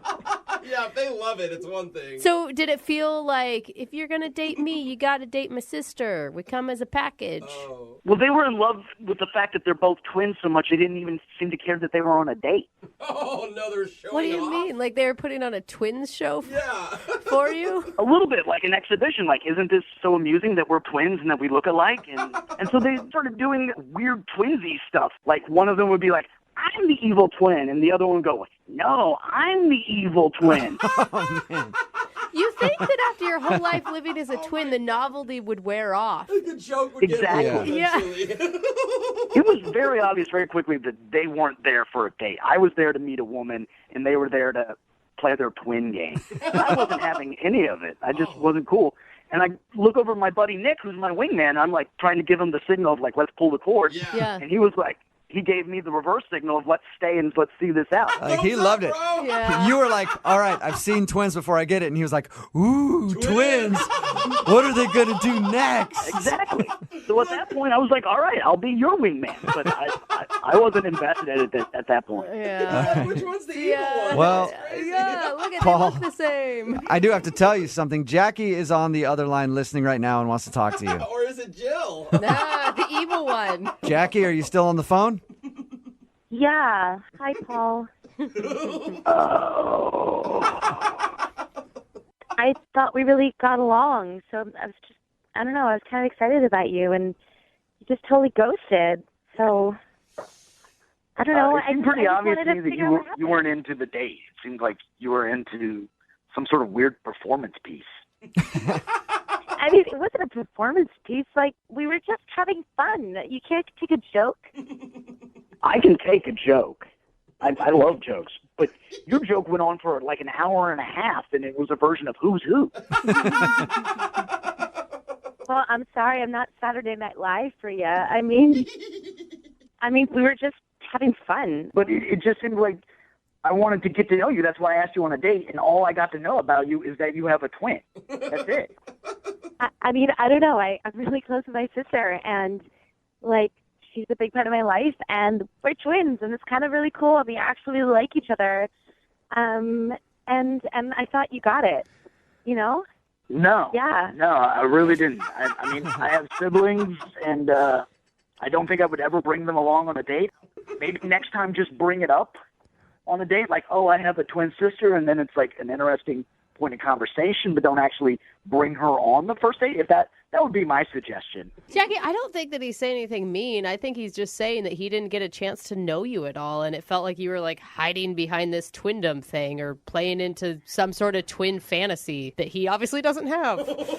Exactly. I mean, I don't really see what the problem is. Everyone else thinks it's really cool. Like, people love that we're twins. And, I mean, your friend Nick didn't seem to have a problem with it. I mean, he's going out with my sister now. So I don't understand what's up your butt about this. It was a fun Well, night. I think you hit the nail on the head. Nick is going out with your sister. He's not going out with the two of you. He brings up a very valid point right there. Well, Paul, why don't you try going out with Jackie? Yeah. Would you like to go on a second date with Jackie? We will pay for it. I appreciate the offer, and I think I'm just, you're a very cute girl. I think you just need to learn to be on your own and not have your sister as a security blanket. Dude. So you're not going to give me that chance to learn how to be on my own, so to speak? I really don't think that we should go on another day. I think we gave it a shot, and it didn't work out. Okay. I mean, I think there are a million guys out there who would love to go out with a twin, a hot twin. So I think that's just your problem. Okay. That he doesn't share the twin fantasy. Well, I'm Yeah. sorry you didn't get a second date, Jackie. Whatever. I mean, obviously he's really weird and doesn't even know what's good. So Well, the good news, Jackie, is there are a ton of people who do know what's good. We're getting a lot of texts in right now at 78592 of people who would love to take you out, your sister out. One guy named Rodney says he wants to bring his wife along so all three of you can go out. That'd be a lot of fun. Brooke and Jubal in the morning. Okay, we get it. We get it. All of the thirsty dudes out there who are texting in at 78592 and I'll take Jackie on a date. I love twins. Hot twins. All right. Jackie was right about that twin thing Man. and guys being obsessed. We're talking about the second date update. Jackie wanted to call a guy named Paul. She has a twin sister. Mhm. Her surprise for Paul was she said, hey, bring a friend along. We're going to go on a double date. He showed up, and she was like, surprise, it's my twin sister. We're all going on a date together. Yay. And the guy's friend actually ended up going out with her sister again. Yeah. But she was wondering why he wasn't calling her back. And he wasn't calling her back because apparently the two of them are like super annoying twins to him. They're those twins. They're the twins that everything is like, oh my God, I can't believe you said that. I was totally thinking that. Oh my God, we wore the same shirt today. Oh my God, hey, I bet you can't tell we're twins. No, I can see it. It's house right in front of me. And so he just couldn't handle it and didn't think he could go out with her again. I was pretty on board until he said that they dress the same. Yeah. That I'm like, as adults, like I get if your mom dresses you the same because she doesn't want to put the energy into finding two outfits. I mean, really, that's what it comes And down it's to. cute when you're a kid. Right. When you're But little. as an When adult, you're older, it's a little... It's annoying. Yes. Yeah, it's strange. Remember, if you want to do a second date update, all you have to do is email the show, and we will call the person who didn't call you back. It is Friday, and you know what that means. Yeah. Saturday and Sunday are the next days. I mean, it does mean that. That's Weekend. true. And then that's Monday, Tuesday, following Monday, Tuesday. Thank That's how it you. works. Oh, also Young Jeffrey's Song of the Week. That's what it means. That's coming up at 8:10. Moving 92.5.